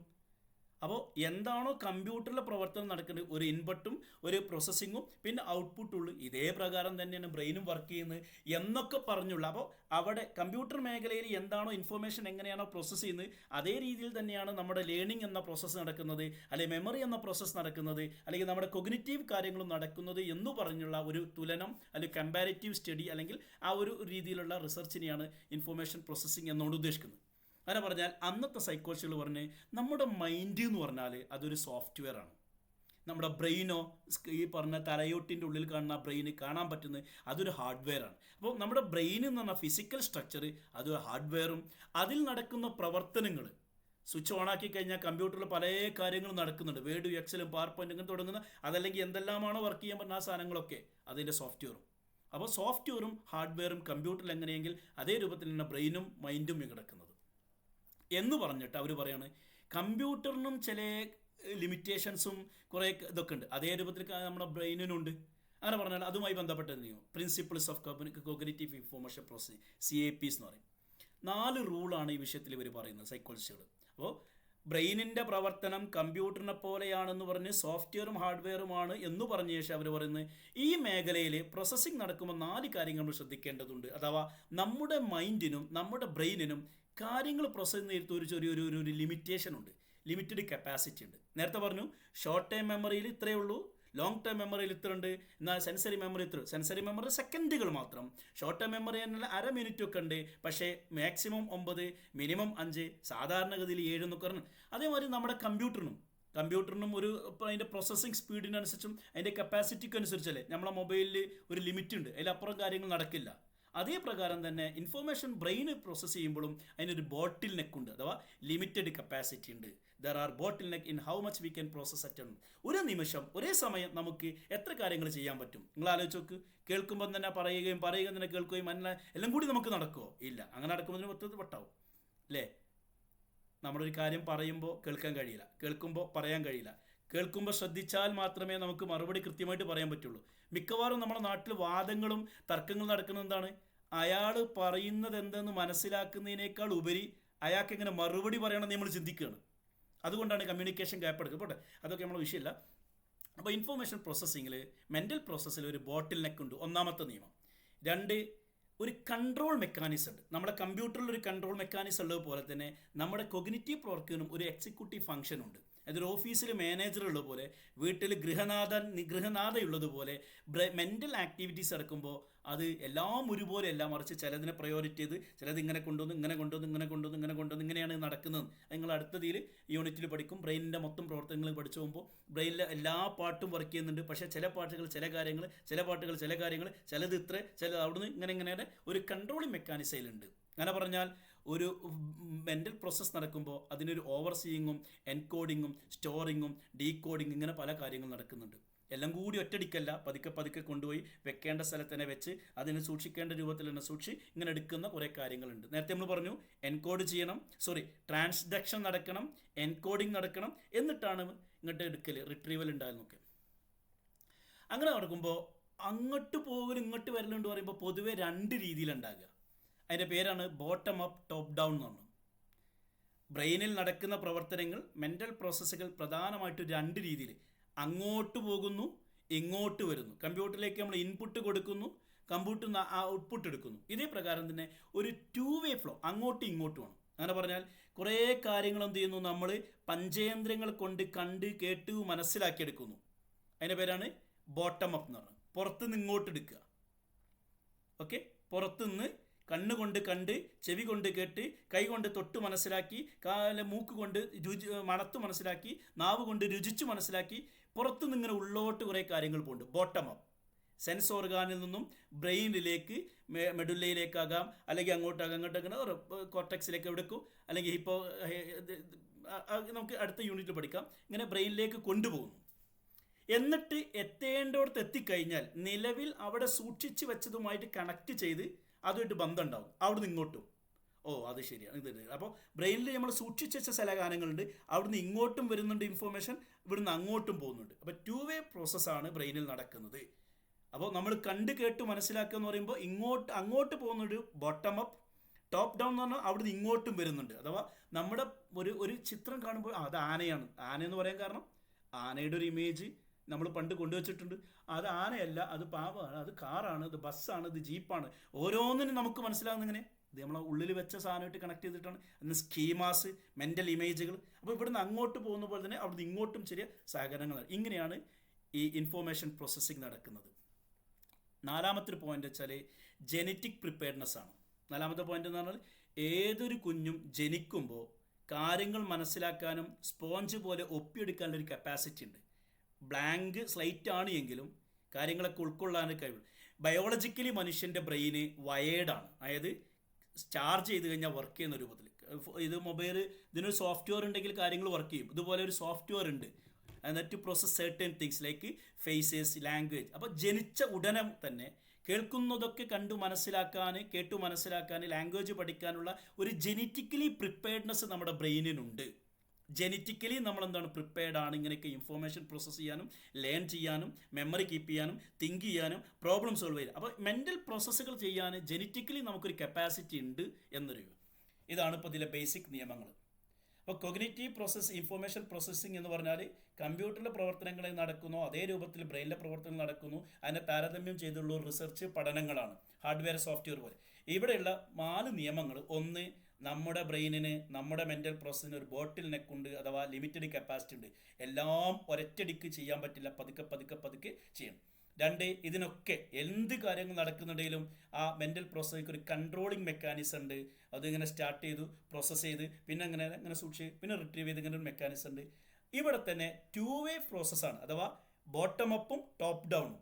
സെൻസ് ഓർഗാനിൽ നിന്നും ബ്രെയിനിലേക്ക് ഇൻഫോർമേഷൻ എത്തുന്നുണ്ട്, ബ്രെയിനിലുള്ള ഇൻഫോർമേഷൻ വെച്ച് ട്രാൻസാക്ഷൻ തിരിച്ച് അങ്ങോട്ടും കൊടുക്കുന്നുണ്ട്. ഇവിടുന്ന് അങ്ങോട്ടും ഇങ്ങോട്ടും ഉണ്ട്. ടോപ്പ് ഡൗൺ, ബോട്ടം അപ്പ് പ്രോസസ്സാണ് നടക്കുന്നത്. 4, ജന്മന നമ്മുടെ ബ്രെയിനിന്, മനുഷ്യ മനസ്സിന് കാര്യങ്ങളൊക്കെ മനസ്സിലാക്കാനും, പ്രോസസ്സ് ചെയ്യാനും, അനലൈസ് ചെയ്യാനും, പഠിച്ചെടുക്കാനും, ഓർക്കാനും ഒരു കപ്പാസിറ്റി ഉണ്ട്. ഇതാണ് ബേസിക് റൂൾസ്. ഇനി ഈ മെമ്മറി അല്ലെങ്കിൽ ഇതൊക്കെ എങ്ങനെ ഡെവലപ്പ് ചെയ്ത് അത് നമുക്ക് മനസ്സിലായത്, കുഞ്ഞ് ജനിച്ച് ഇങ്ങനെ മാസങ്ങൾ കഴിയുമ്പോൾ, ദിവസങ്ങൾ കഴിഞ്ഞ് മാസങ്ങൾ കഴിയുമ്പോൾ, വർഷങ്ങൾ കഴിയുമ്പോൾ കുറേ കപ്പാസിറ്റികൾ ഉണ്ടായി വരികയാണ്. ജന്മന ഒന്നുമല്ല എങ്കിലും പതുക്കെ പതുക്കെ പതുക്കെ പതുക്കെ കാര്യങ്ങൾ മെച്ചറൈസേഷൻ വരുമ്പോൾ, അഥവാ പ്രായം ഇങ്ങനെ വലുതായി വരുന്നതിനനുസരിച്ച്, എക്സ്പീരിയൻസ് ഇങ്ങനെ കൂടി വരുന്നതനുസരിച്ച് ഇൻഫോർമേഷൻ ഇങ്ങനെ പല രീതിയിൽ കേട്ടും കണ്ടും അനുഭവിച്ചും, ഭാഷയാകട്ടെ മറ്റു കാര്യങ്ങളൊക്കെ പഠിച്ചെടുക്കുകയാണ്. എല്ലാം ഒറ്റയടിക്കല്ല, മറിച്ച് മെമ്മറി ആകട്ടെ, ലേണിംഗ് ആകട്ടെ, അത് എക്സ്പീരിയൻസിലൂടെ കൂടി വരുന്നതാണ്. അപ്പോൾ 1 വയസ്സിലുള്ള ആ കുട്ടിയേക്കാളും 3 വയസ്സുള്ള കുട്ടിക്ക് ഭാഷ കഴിവും എക്സ്പീരിയൻസും മെച്യൂരിറ്റി ഉണ്ട്. അപ്പോൾ മെൻ്റൽ പ്രോസസ്സിങ് കൂടുതലായിരിക്കും. 8 വയസ്സാകുമ്പോൾ അതിനനുസരിച്ച് കൂടിക്കൊണ്ടിരിക്കും. 10 വയസ്സാകുമ്പോൾ ഒന്നും കൂടി കൂടിക്കൊണ്ടിരിക്കും. അപ്പോൾ 1 വയസ്സായ കുഞ്ഞിന് ഒന്നും അറിഞ്ഞോളന്നില്ല. അതൊരു 7 മാസമാകുമ്പോഴേക്കൊക്കെ കുറച്ചൊക്കെ കാര്യങ്ങൾ മനസ്സിലാക്കാനുള്ള ഒരു കപ്പാസിറ്റി എത്തിയിട്ടുണ്ടാവും. അതിൻ്റെ ഒരു പേരാണ് ഒബ്ജക്റ്റീവ് പെർമനൻസ് എന്നൊക്കെ പറയും. അത് നിങ്ങൾ ഡെവലപ്മെൻറ്റൽ സൈക്കോളജിയിൽ കൃത്യമായി പഠിക്കും അതിൻ്റെ ഓരോ പ്രോസസ്സുകൾ. ഒബ്ജക്റ്റീവ് പെർമനൻസ് എന്ന് പറഞ്ഞാൽ ചെറിയൊരു കുഞ്ഞിൻ്റെ മുന്നിൽ ഇങ്ങനെ ഒരു സാധനം കാണിച്ചു കൊടുത്തു കഴിഞ്ഞാൽ ആ കുട്ടി ചിലപ്പോൾ എടുക്കാനൊക്കെ ചാടി ഇതൊക്കെ ചെയ്യണം. ഇതൊന്ന് മാറ്റി വെച്ച് കഴിഞ്ഞാൽ ആ വസ്തു അവിടുന്ന് പോയിട്ടുണ്ട്, പക്ഷേ നഷ്ടപ്പെട്ടില്ല എന്ന് അറിയാൻ പറ്റും. അതിൻ്റെ ഒരു കുറച്ച് നേരം അവൻ്റെ മൈൻഡിൽ ആ സാധനം ഉണ്ടാവും, എന്നാലും അതിൻ്റെ വേണ്ടി കരഞ്ഞുകൊണ്ടിരിക്കുവാൻ. അങ്ങനത്തെ കുറച്ച് കാര്യങ്ങളൊക്കെ നമുക്ക് പിന്നെ പഠിക്കും. അപ്പോൾ വയസ്സ് കൂടുന്നതിനനുസരിച്ച്, മാസങ്ങൾ കഴിയുന്നതിനനുസരിച്ച് കൂടുതലും കാര്യങ്ങൾ എക്സ്പീരിയൻസ് ചെയ്ത് പതുക്കെ മെച്യൂരിറ്റി ഉണ്ടായി വരികയാണ്. അതിനെയാണ് നമ്മൾ എക്സ്പെർട്ടൈസ് എന്നൊക്കെ പറയുന്നത്. അതായത് നമ്മൾ കുറേ കാര്യങ്ങൾ മനസ്സിലാക്കിയ ഒരാൾ, അയാൾക്ക് പിന്നെ കുറച്ച് വായിക്കുമ്പോഴേക്ക് കുറച്ചറിയുമ്പോഴേക്കും എന്താവും കാര്യങ്ങൾ അറിയാൻ പറ്റും. നേരെ മറിച്ച് ഒരു വായനയും ഇല്ലാത്ത ഒരു ബന്ധവും ഇല്ലാത്ത ആൾക്ക് കുറേ പറഞ്ഞെടുത്താലും തിരിഞ്ഞോളന്നില്ല. അപ്പോൾ നമുക്ക് എക്സ്പീരിയൻസ്, നമ്മൾ എത്രമാത്രം എക്സ്പോസ്ഡ് ആണ്, നമ്മൾ എത്രമാത്രം വായന അല്ലെങ്കിൽ ജനങ്ങളുമായിട്ട് ഇടപഴക്കുന്നുണ്ടോ അതിനനുസരിച്ച് നമ്മളെ മെമ്മറി കപ്പാസിറ്റി, ലേണിംഗ് കപ്പാസിറ്റി കൂടിക്കൊണ്ടിരിക്കും. ഉദാഹരണം, ഡെയിലി 10 പത്രം വായിക്കുന്ന ഒരാൾ, അല്ലെങ്കിൽ എല്ലാ വാർത്തയും കേൾക്കുന്ന ഒരാൾ, ആൾക്കാരായിട്ട് ഇടപഴകുകയും എല്ലാ കാര്യങ്ങളും നിരീക്ഷിക്കുന്ന ഒരാൾ, അയാളുടെ ഒരു കാര്യം പറയുമ്പോഴേക്ക് കാര്യങ്ങൾ പെട്ടെന്ന് മനസ്സിലാകും. പത്രം വായിക്കൂല, ആൾക്കാരായിട്ട് ഇടപഴകില്ല, അങ്ങനെ വലിയ വിദ്യാഭ്യാസമുള്ള ഓനോട് എത്ര പറഞ്ഞിട്ടാലും കാര്യങ്ങൾ മനസ്സിലാവില്ല. അപ്പോൾ കാലങ്ങൾ കഴിയുന്നതിനനുസരിച്ച് എക്സ്പീരിയൻസിലൂടെയാണ്, മെച്യൂരിറ്റി ഉണ്ടാകുന്നതിലൂടെയാണ് നോളേജ് എൻഹാൻസ് ചെയ്യുന്നത്, ലേണിംഗ് നടക്കുന്നത് എന്ന് പറയും. നേരത്തെ പറഞ്ഞ നിയമങ്ങൾ നമ്മൾ പറഞ്ഞു. നമ്മൾ ഇൻഫോർമേഷൻ പ്രോസസ്സിംഗ് പോലെ തന്നെയാണ് ബ്രെയിനിലെ പ്രവർത്തനങ്ങൾ എന്ന് പറഞ്ഞല്ലോ. അതിനെ നമുക്ക് ഇങ്ങനെ മനസ്സിലാക്കാം. അതായത് സെൻസറി മോട്ടോർ അല്ലെങ്കിൽ സെൻസറി ഓർഗാനിലൂടെ, കണ്ണിലൂടെ കേട്ടിരുന്ന സാധനം സെൻസറി മെമ്മറി ആയിട്ടുണ്ടാവുന്നു. അതിലേക്ക് നമ്മൾ ചെറിയൊരു അറ്റൻഷനൊക്കെ കൊടുക്കുകയാണെങ്കിൽ ഷോർട്ട് ടൈം മെമ്മറി ആയിട്ടുണ്ടാവും, വർക്കിംഗ് മെമ്മറി ആയിട്ടുണ്ടാവും. അവിടെ നിന്ന് എൻകോഡിങ് ആൻഡ് കൺസോൾട്ടേഷൻ അഥവാ റിഹേഴ്സൽ ആൻഡ് റിട്രീവ് നടക്കുമ്പോൾ നമ്മൾ ലോങ് ടൈം മെമ്മറിയിൽ എത്തുന്നു എന്ന് പറഞ്ഞു. ഇതാണ് നമ്മുടെ ബ്രെയിനിൻ്റെ 3 ഫേസസ് എന്ന് പറഞ്ഞു. ഇതുമായി ബന്ധപ്പെട്ട 4 നിയമങ്ങൾ പറഞ്ഞിരുന്നു. ഒന്ന്, ലിമിറ്റഡ് കപ്പാസിറ്റി ഉണ്ട്, അഥവാ നമുക്ക് എല്ലാം കൂടി ഒരേ സമയം ചെയ്യാൻ പറ്റില്ല, അതിനൊരു കപ്പാസിറ്റി ലിമിറ്റ് ഉണ്ട്. 2, ഈ ഷോർട്ട് ടൈം മെമ്മറി അല്ലെങ്കിൽ വർക്കിംഗ് മെമ്മറിയിൽ ഇതിനൊക്കെ കൺട്രോൾ ചെയ്യുന്നൊരു സിസ്റ്റം ഉണ്ട്, എക്സിക്യൂട്ടീവ് ഫംഗ്ഷൻ ഉണ്ട്. അഥവാ ഈ പറഞ്ഞ സാധനങ്ങൾ, അതായത് എല്ലാം അല്ല, ചിലത് ഇൻപുട്ട്, പിന്നെ അനലൈസ് ചെയ്യുക, അതിനെ സ്റ്റോർ ചെയ്യുക, പിന്നെ ഔട്ട്പുട്ട് എടുക്കുക. ഇങ്ങനെ നമ്മുടെ വർക്കിംഗ് മെമ്മറി അല്ലെങ്കിൽ ഷോർട്ട് ടൈം മെമ്മറി എന്ന് പറഞ്ഞാൽ 2 വേ പ്രോസസ്സാണ്. അതായത് bottom up, top down. Sense ഓർഗാനിൽ നിന്ന് ബ്രെയിനിലേക്കും, ബ്രെയിനിൽ ഓൾറെഡി സൂക്ഷിച്ചു വെച്ച സാധനങ്ങൾ ഇങ്ങോട്ടും. എന്നാൽ ജന്മന നമുക്ക് കാര്യങ്ങളൊക്കെ അനലൈസ് ചെയ്യാനും പഠിക്കാനുള്ള ജനറ്റിക് ഡിസ്പൊസിഷൻ ഉണ്ട്. ഈ കാര്യങ്ങൾ നമ്മൾ നേരത്തെ ചർച്ച ചെയ്തു. ഇനി മെമ്മറിയുമായി ബന്ധപ്പെട്ട കുറച്ച് തിയറിയിലേക്ക് പോവുകയാണ് കേട്ടോ. മെമ്മറി എന്ന് പറഞ്ഞാൽ നേരത്തെ നമ്മൾ പറഞ്ഞു 3 തരമാണ് memory: short time memory, sensory memory, long time memory. Atkinson and Shiffrin എന്ന് പറഞ്ഞ ഒരു സൈക്കോളജിസ്റ്റ് ഡെവലപ്പ് ചെയ്തൊരു ആശയമാണ്. 1968 അദ്ദേഹം പറഞ്ഞു വെച്ചാൽ, പുറത്തുള്ള പ്രകൃതിയിലുള്ള ഇൻപുട്ട് സ്റ്റിമുലീസ്, ലൈറ്റ് ആകാം, ശബ്ദമാകാം, എന്തുമാകാം, അത് നമ്മുടെ കണ്ണിലേക്ക്, ചെവിയിലേക്ക് അല്ലെങ്കിൽ മൂക്കിലേക്ക്, പഞ്ചേന്ദ്രിയങ്ങളിലേക്ക് എത്തുന്നു, സെൻസറി. അതാണ് സെൻസറി മെമ്മറി. നമ്മൾ ശ്രദ്ധിച്ചിട്ടില്ലെങ്കിൽ മറന്നു, കീപ്പോട്ട് പോയി, ഫോർഗെറ്റ് ചെയ്തു. പക്ഷെ അതിലേക്കൊരു ശ്രദ്ധ കൊടുക്കുകയാണെങ്കിൽ, അറ്റൻഷൻ കൊടുക്കുകയാണെങ്കിൽ മിഡിലേക്ക് എത്തുന്നു, ഷോർട്ട് ടൈം മെമ്മറിയിലേക്ക് എത്തുന്നു, വർക്കിംഗ് മെമ്മറിയിൽ എത്തുന്നു. അവിടെ നിന്നും റിഹേഴ്സൽ അഥവാ അങ്ങോട്ടും ഇങ്ങോട്ടും, അതിനെ നമ്മൾ ലോങ് ടൈം മെമ്മറിക്ക് എടുക്കുന്ന പരിപാടിയാണ് എൻകോഡിങ്. ലോങ് ടൈം മെമ്മറിയിൽ നിന്ന് ഇങ്ങോട്ട് എടുക്കുന്ന പരിപാടി റിട്രീവൽ അഥവാ മെമ്മറി എന്ന് പറഞ്ഞു. നേരത്തെ നമ്മൾ പറഞ്ഞിരുന്നു top down and bottom up അല്ലേ. ടോപ്പ് ഡൗൺ എന്ന് പറഞ്ഞാൽ ബ്രെയിനിൽ ഓർമ്മയുള്ള സാധനം റിട്രീവ് ചെയ്യുക, ബോട്ടം അപ്പ് പറഞ്ഞാൽ പഞ്ചേന്ദ്രിയങ്ങൾ അങ്ങോട്ട് കൊടുക്കുക. അപ്പോൾ എൻകോഡിങ്, റിട്രീവൽ അഥവാ റിഹേഴ്സൽ, റിപ്പീറ്റേഷൻ, ഇതിലൂടെയാണ് ഷോർട്ട് ടൈം മെമ്മറിയുള്ള സാധനം ലോങ് ടൈം മെമ്മറിക്ക് വരുന്നത്. ഇത് നടക്കാതിരിക്കുമ്പോൾ നേരത്തെ പറഞ്ഞ ഫോർഗെറ്റിംഗ് ഉണ്ടാവുന്നു. ഇങ്ങനെയാണ് നമ്മുടെ മെമ്മറി വർക്ക് ചെയ്യുന്നത് എന്ന് അറ്റ്കിൻസൺ ഷിഫ്രിൻ എന്ന് പറഞ്ഞ സൈക്കോളജിസ്റ്റ് ഡെവലപ്പ് ചെയ്തു. നേരത്തെ നമ്മൾ പറഞ്ഞു അതിന് ഇത്രയേ ഉള്ളൂ എന്നൊക്കെ. ഈ സാധനം നമ്മൾ നേരത്തെ പറഞ്ഞു, അതുകൊണ്ട് ഇനി പറയുന്നില്ല. എന്നാൽ മെമ്മറി അല്ലെങ്കിൽ ലേണിംഗ്, ഇതിനെക്കുറിച്ചുള്ള അല്ലെങ്കിൽ ഇൻഫോർമേഷൻ പ്രോസസ്സിംഗ് എങ്ങനെ നടക്കുന്നു എന്നതിനെക്കുറിച്ചുള്ള രണ്ടാമത്തെ തിയറി ബ്ലൂംസ് ടാക്സോണമി. പരീക്ഷയ്ക്ക് ചോദിക്കും, എസ്സേക്ക് ചോദിക്കാം, പാരഗ്രാഫിന് ചോദിക്കാം. ബ്ലൂംസ് പഠനം, ലേണിംഗ് അല്ലെങ്കിൽ ഓർമ്മ, ഓർത്തെടുക്കൽ, ഇതിൻ്റെ സ്റ്റെപ്പുകളാണ്. ബ്ലൂംസിൻ്റെ ക്ലാസിഫിക്കേഷൻ എന്ന് പറയും. ബ്ലൂംസിൻ്റെ ടാക്സോണമി എന്തുകൊണ്ട് ഉദ്ദേശിക്കുന്നത്, നമ്മൾ പഠിക്കുന്ന കാര്യങ്ങൾ, നമ്മൾ മനസ്സിലാക്കുന്ന കാര്യങ്ങൾ, സ്കൂളിൽ നിന്നാട്ടെ അല്ലെങ്കിൽ ഇപ്പോൾ നിങ്ങൾ സൈക്കോളജി പഠിക്കുന്നതാട്ടെ, ഇത് ഒരു 6 ലെവലിലാണ് ഇതിൻ്റെ കാര്യങ്ങൾ കിടക്കുന്നത്. നമ്മളൊരു കാര്യം ഇപ്പോൾ 1ാം ക്ലാസ് 2ാം ക്ലാസ് എത്തി കഴിഞ്ഞാൽ ഗുണനപ്പട്ടിക അതൊക്കെ പഠിച്ചിട്ട് 1 2 2 2 2 4 3 2 6 4 2 അങ്ങനെയൊക്കെ നമ്മൾ പഠിച്ചിട്ടുണ്ടായിരുന്നു. എന്താണെന്നും തിരിഞ്ഞിട്ടില്ല, അത് എന്തിനാണെന്നും മനസ്സിലായി. അങ്ങനത്തെ ഒരു സ്റ്റേജ് നോയിങ് എന്ന് പറയും. പുസ്തകം ഇങ്ങനെ വായിക്കും. ഞാൻ പണ്ട് മദ്രസയിൽ പോയിട്ട് പലതും വായിച്ചിട്ടുണ്ട്. അങ്ങനെ എന്താണ് ആ പറയുന്നതെന്നൊന്നും അറിയില്ല. വിശ്വാസപരമായ കാര്യങ്ങളാകാം, കർമ്മങ്ങളാകാം. ഇനി സ്കൂളിലാണെങ്കിലും അല്ലേ, നമ്മുടെ ഹിസ്റ്ററിയും ജോഗ്രഫിയൊക്കെ വായിച്ചിട്ടുണ്ടാവും ചെറുത്. അത് എന്താണ് ഈ പറയുന്നതെന്ന് അറിയില്ല. ഹിമാലയൻ പർവ്വതങ്ങളിലൂടെ, ഹിമാലയ സാനുക്കളിലൂടെ അങ്ങനെ പഠിച്ചിട്ടുണ്ടാവും. റിസൈറ്റിംഗ്, ജസ്റ്റ് കേട്ടു കാണാതെ പഠിക്കുന്നു, നോയിങ്. അതാണ്. അത് തന്നെ കുറച്ച് മനസ്സിലാക്കിയാൽ അതിൻ്റെ അതുകൊണ്ട് ഉദ്ദേശിച്ച ഇതാണ്, അതിനെ നമുക്ക് ഇങ്ങനെ പറയാം എന്നൊക്കെ പറഞ്ഞ് അതിനെക്കുറിച്ചൊന്ന് അണ്ടർസ്റ്റാൻഡ് ചെയ്യുമ്പോൾ കുറച്ചുകൂടി നെക്സ്റ്റ് ലെവലിലെത്തി. നോയിങ് കഴിഞ്ഞ് കോംപ്രഹെൻഷൻ എന്ന് പറയും. ഒരു പാരഗ്രാഫ് വായിച്ചിട്ട് ആ പാരഗ്രാഫ് വായിച്ചു, അത് കേട്ടു, അറിഞ്ഞു, അതാണ് നോയിങ്. അതിൽ എന്താ പറഞ്ഞെന്ന് അറിയില്ല. രാമായണം മുഴുവൻ വായിച്ചിട്ട് രാമസീത എപ്പടി പറഞ്ഞാൽ രാമൻ ആരാ സീത ഏതാന്നൊക്കെ ചോദിക്കൂലേ, അതേ പ്രകാരം. എന്നാൽ അതേമാരം കുറച്ച് വായിച്ച് കാര്യങ്ങൾ അത് ഇന്ന വിഷയമാണ്, ഇന്ന ആളെ കുറിച്ചാണ് പറയുന്നത്, ഇതാണ് ഇന്ന ദിവസം തുടങ്ങി ഇങ്ങനെ ഇങ്ങനെ ഇങ്ങനെ അതിനെക്കുറിച്ച് മനസ്സിലാക്കിയില്ല കോംപ്രഹെൻഷൻ എന്ന് പറയും, 2ാം സ്റ്റേജ്. അപ്പോൾ കമ്പ്യൂട്ടർ ഇത് സൈക്കോളജി പഠിക്കുകയാണെങ്കിലും കുറച്ചൊക്കെ അതിനെക്കുറിച്ച് അതിൻ്റെ ഡീറ്റെയിലൊക്കെ പോകുകയാണെങ്കിൽ കോംപ്രഹെൻഷൻ ലെവൽ എന്ന് പറയും. അതായത് വായിച്ച സാധനം, പഠിച്ച സാധനം, മനസ്സിലാക്കിയ സാധനം വേറെ ആൾക്ക് കൃത്യമായി പറഞ്ഞു കൊടുക്കാൻ പറ്റുമെങ്കിൽ അയാൾക്ക് കോംപ്രഹെൻഷൻ ഉണ്ടെന്ന് പറയും. അത് തന്നെ ലൈഫിൽ അപ്ലൈ ചെയ്യുകയാണെങ്കിൽ ഒരു ഇഷ്യൂ വരുമ്പോൾ അത് നമുക്ക് അതിൻ്റെ പ്രിൻസിപ്പിൾസും അതിൻ്റെ ആശയങ്ങളൊക്കെ വെച്ച് നമുക്ക് ലൈഫിൽ അപ്ലൈ ചെയ്യാൻ, പ്രശ്നം സോൾവ് ചെയ്യാൻ പറ്റുന്ന ലെവലിലേക്ക് എത്തിയിട്ടുണ്ടെങ്കിൽ ആപ്ലിക്കേഷൻ ലെവൽ എന്ന് പറയും. അപ്പോൾ നമ്മൾ പഠിക്കുന്നത് വളരെ ബേസ് ആയിട്ടുള്ളത് നോയിങ് അഥവാ നോളജ്. അതിനെ കുറച്ചുകൂടി ഡീപ്പ് ലെവൽ മീനിങ് ഒക്കെ മനസ്സിലാക്കി നമ്മളുടെ ഒരു ലെവലിലേക്ക് നമുക്ക് മനസ്സിലാവുന്ന മറ്റൊക്കെ പറഞ്ഞു കൊടുക്കാൻ പറ്റുന്നതിൽ അണ്ടർസ്റ്റാൻഡ് ചെയ്തിട്ടുണ്ടെങ്കിൽ അണ്ടർസ്റ്റാൻഡിങ് ലെവലാണ് കോംപ്രഹെൻഷൻ എന്ന് പറഞ്ഞത്. അതിൻ്റെ കുറച്ചുകൂടി ഹയർ ലെവലാണ് ആപ്ലിക്കേഷൻസ് എന്നുള്ളത്. ആപ്ലിക്കേഷൻ കഴിഞ്ഞാൽ പിന്നെ നെക്സ്റ്റ് ലെവലാണ് അനാലിസിസ് എന്ന് പറഞ്ഞത്.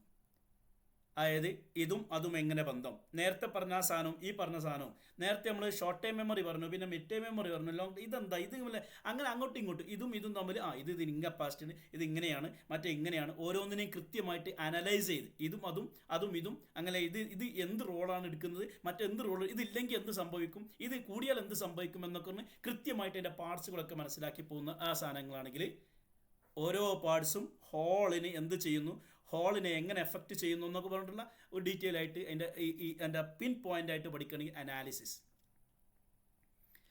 പിന്നെ നമ്മൾ പൊതുവേ ജനറലി ഉള്ള സ്റ്റാൻഡേർഡ്, എസ്റ്റാബ്ലിഷ് സ്റ്റാൻഡേർഡ് വെച്ചിട്ട് ഇതാണ് നമ്മളെ സ്റ്റാൻഡേർഡ് വേണ്ടത്, പക്ഷേ അത് അത്ര പോരാ, ഇത്ര കുഴപ്പമില്ല, അത് അത്ര മോശമൊന്നുമല്ല എന്നൊക്കെ പറഞ്ഞ് ഇവാലുവേറ്റ് ചെയ്യുക അല്ലേ.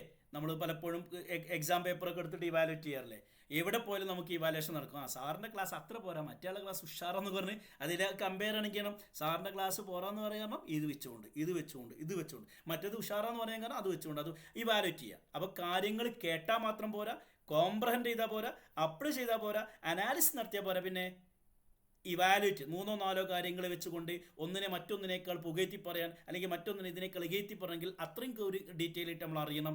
ജഡ്ജ്മെൻ്റ് ഒക്കെ എടുക്കാൻ പറ്റുന്ന ലെവലിലേക്ക് പോവുക. അപ്പം നിലവിൽ എസ്റ്റാബ്ലിഷ്ഡ് ആയ സ്റ്റാൻഡേർഡ് വെച്ചുകൊണ്ട് ജഡ്ജ്മെൻ്റ് ഒക്കെ എടുക്കാൻ പറ്റുന്ന ലെവലിലേക്ക് എത്തുമ്പോൾ ഇവാലുവേഷൻ എന്ന് പറയും. അപ്പോൾ ഡീപ്പ് നോളജായി. അങ്ങനെ ഡീപ്പ് നോളജ് എത്തിക്കഴിഞ്ഞാൽ അടുത്തതാണ് സിന്തസിസ്, ക്രിയേഷൻ ലെവൽ.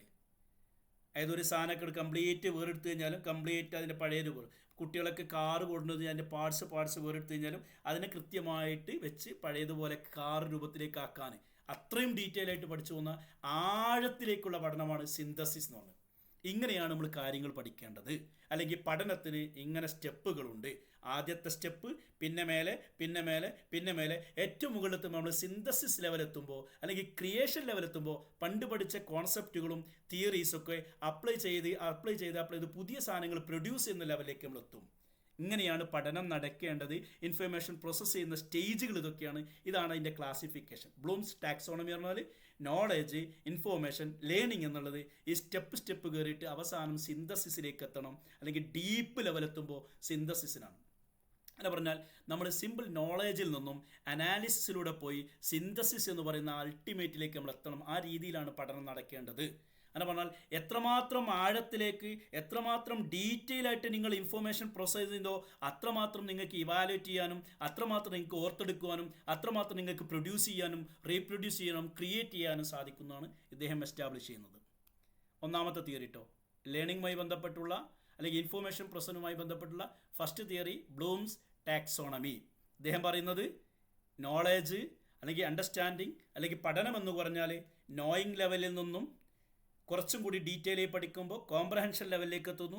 അവിടുന്ന് കുറച്ചുകൂടി കപ്പാസിറ്റി ഇടുമ്പോൾ ഡീപ്പായി പഠിക്കുമ്പോൾ ആപ്ലിക്കേഷൻ ലെവലെത്തുന്നു. അതിനേക്കാൾ ഡീപ്പായി പഠിക്കുമ്പോൾ അനലൈസിസ് ലെവലെത്തുന്നു. പിന്നെ സിന്തസിസ്, പിന്നെ ഇവാലുവേഷൻ. ഇവിടെ ചെറിയ അങ്ങോട്ടും ഇങ്ങോട്ടും മാറ്റി മറിച്ച് പല പുസ്തകത്തിൽ പല രൂപത്തിലാണ് കാണുന്നത്. ഏതായാലും ഇങ്ങനെ. അപ്പോൾ ആദ്യത്തെ 2 എന്ന് പറഞ്ഞാൽ ഷാലോ പ്രോസസ്സിംഗ് ആണ്. അതൊരു പെരിഫറൽ, മേലെ തട്ടിലുള്ള, ആഴത്തിലേക്ക് പോയിട്ടില്ല. കാര്യം എന്താണെന്ന് കൃത്യമായിട്ട് മനസ്സിലായിട്ടില്ല. അതാണ് ആദ്യത്തേത്. ഇങ്ങനെ പോരാ. ഇങ്ങനെ പഠിക്കുന്ന കാര്യങ്ങൾ മിക്കവാറും 2 ദിവസം കഴിഞ്ഞാൽ 3 ദിവസം കഴിഞ്ഞാൽ മറക്കും. നേരെ മറിച്ച് അത് അപ്ലൈ ചെയ്ത് അനലൈസ് ചെയ്ത് സിന്തസ് ചെയ്ത് ഇവാലുവേറ്റ് ചെയ്ത് സിന്തസിലേക്ക് എത്തിക്കഴിഞ്ഞാൽ അത് ഡീപ്പ് പ്രോസസ്സിംഗ് ആവും. ഡീപ്പ് പ്രോസസ്സിംഗ് ഉള്ള സാധനങ്ങൾ മിക്കവാറും റീറ്റെയിൻ ചെയ്യാനും ഓർത്തെടുക്കുവാനും സാധിക്കും. അതാണ് ലോങ് ടേം മെമ്മറിയിൽ ഉണ്ടാകുക. അപ്പോൾ പഠിക്കേണ്ടത് എങ്ങനെയാണ്? ഷാലോ പ്രോസസ്സിംഗ് അല്ല, ജസ്റ്റ് കേട്ടാൽ പോരാ, ജസ്റ്റ് വായിച്ചാൽ പോരാ, പിന്നെ അതിനെ അപ്ലൈ ചെയ്യാനും അനലൈസ് ചെയ്യാനും ക്ലാസിഫൈ ചെയ്യാനും അതിനെ അങ്ങോട്ടും ഇങ്ങോട്ടൊക്കെ സിന്തസിസ് ഒക്കെ ചെയ്യാൻ നമ്മൾ പഠിക്കണം. അഥവാ ഡീപ്പ് പ്രോസസ്സിംഗ് വേണം. അപ്പോൾ ലേണിംഗ് ഷാലോ ലെവലുണ്ട്, ഡീപ്പ് ലെവലുണ്ട്. ഷാലോ പ്രോസസ്സിംഗ് പോരാ, ഡീപ്പ് പ്രോസസ്സിംഗ് വേണം എന്ന് പറയുന്ന തിയറിയാണ് ബ്ലൂംസ് ടാക്സോണമി എന്നുകൊണ്ട് ഉദ്ദേശിക്കുന്നത്. രണ്ടാമത്തത്, അപ്പോൾ ലേണിങ്ങിൻ്റെ ഒരു theory Bloom's taxonomy, just peripheral ആയിട്ടുള്ള ഒരു ഷാലോ ലെവൽ പോരാ, പിന്നെ ഡീപ്പ് ലെവല് സിമാൻറ്റിക് ആയിട്ട് ആഴത്തിലേക്ക് ഇറങ്ങി നമ്മൾ പഠിക്കണം. രണ്ടാമത്തത് ട്രയാർക്കിക് അപ്രോച്ച്. സ്റ്റേൻബർഗ് എന്ന സൈക്കോളജിസ്റ്റാണ് പറഞ്ഞത്. അദ്ദേഹം പറഞ്ഞാൽ നമ്മൾ ഏത് കാര്യം പഠിക്കുമ്പോഴും അതിൻ്റെ ഒരു 3 ആസ്പെക്റ്റ് നമുക്ക് കാണാൻ സാധിക്കും. അതായത് meta component, performance component, knowledge acquisition component, 3 ഭാഗങ്ങൾ. നേരത്തെ നമ്മൾ പഠിച്ചിരുന്നു. ഏത് സാധനങ്ങൾ പഠിക്കുമ്പോൾ അതിന് 3 ഭാഗങ്ങളുണ്ട്. എന്ത്? Cognitive aspect, psychomotor affect, affective aspect എന്ന് പറഞ്ഞാൽ ഇതേ രൂപത്തിൽ നോളേജ് അക്വിസിഷന് 3 കോമ്പണൻ്റ് ഉണ്ടെന്ന് അദ്ദേഹം പറഞ്ഞു. ഏതൊക്കെയാണ്? Meta component. മെറ്റാ കോമ്പണൻറ്റ് എന്ന് പറയുമ്പോൾ അത് നമ്മുടെ എക്സിക്യൂട്ടീവ് ഫംഗ്ഷനാണ്.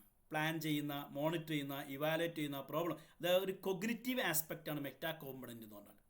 പഠനത്തിൽ ഏതു കാര്യം വരുമ്പോഴും അവിടെ ഒരു കൊഗ്നിറ്റീവ് ആസ്പെക്റ്റ് ശ്രദ്ധിക്കേണ്ടതുണ്ട്.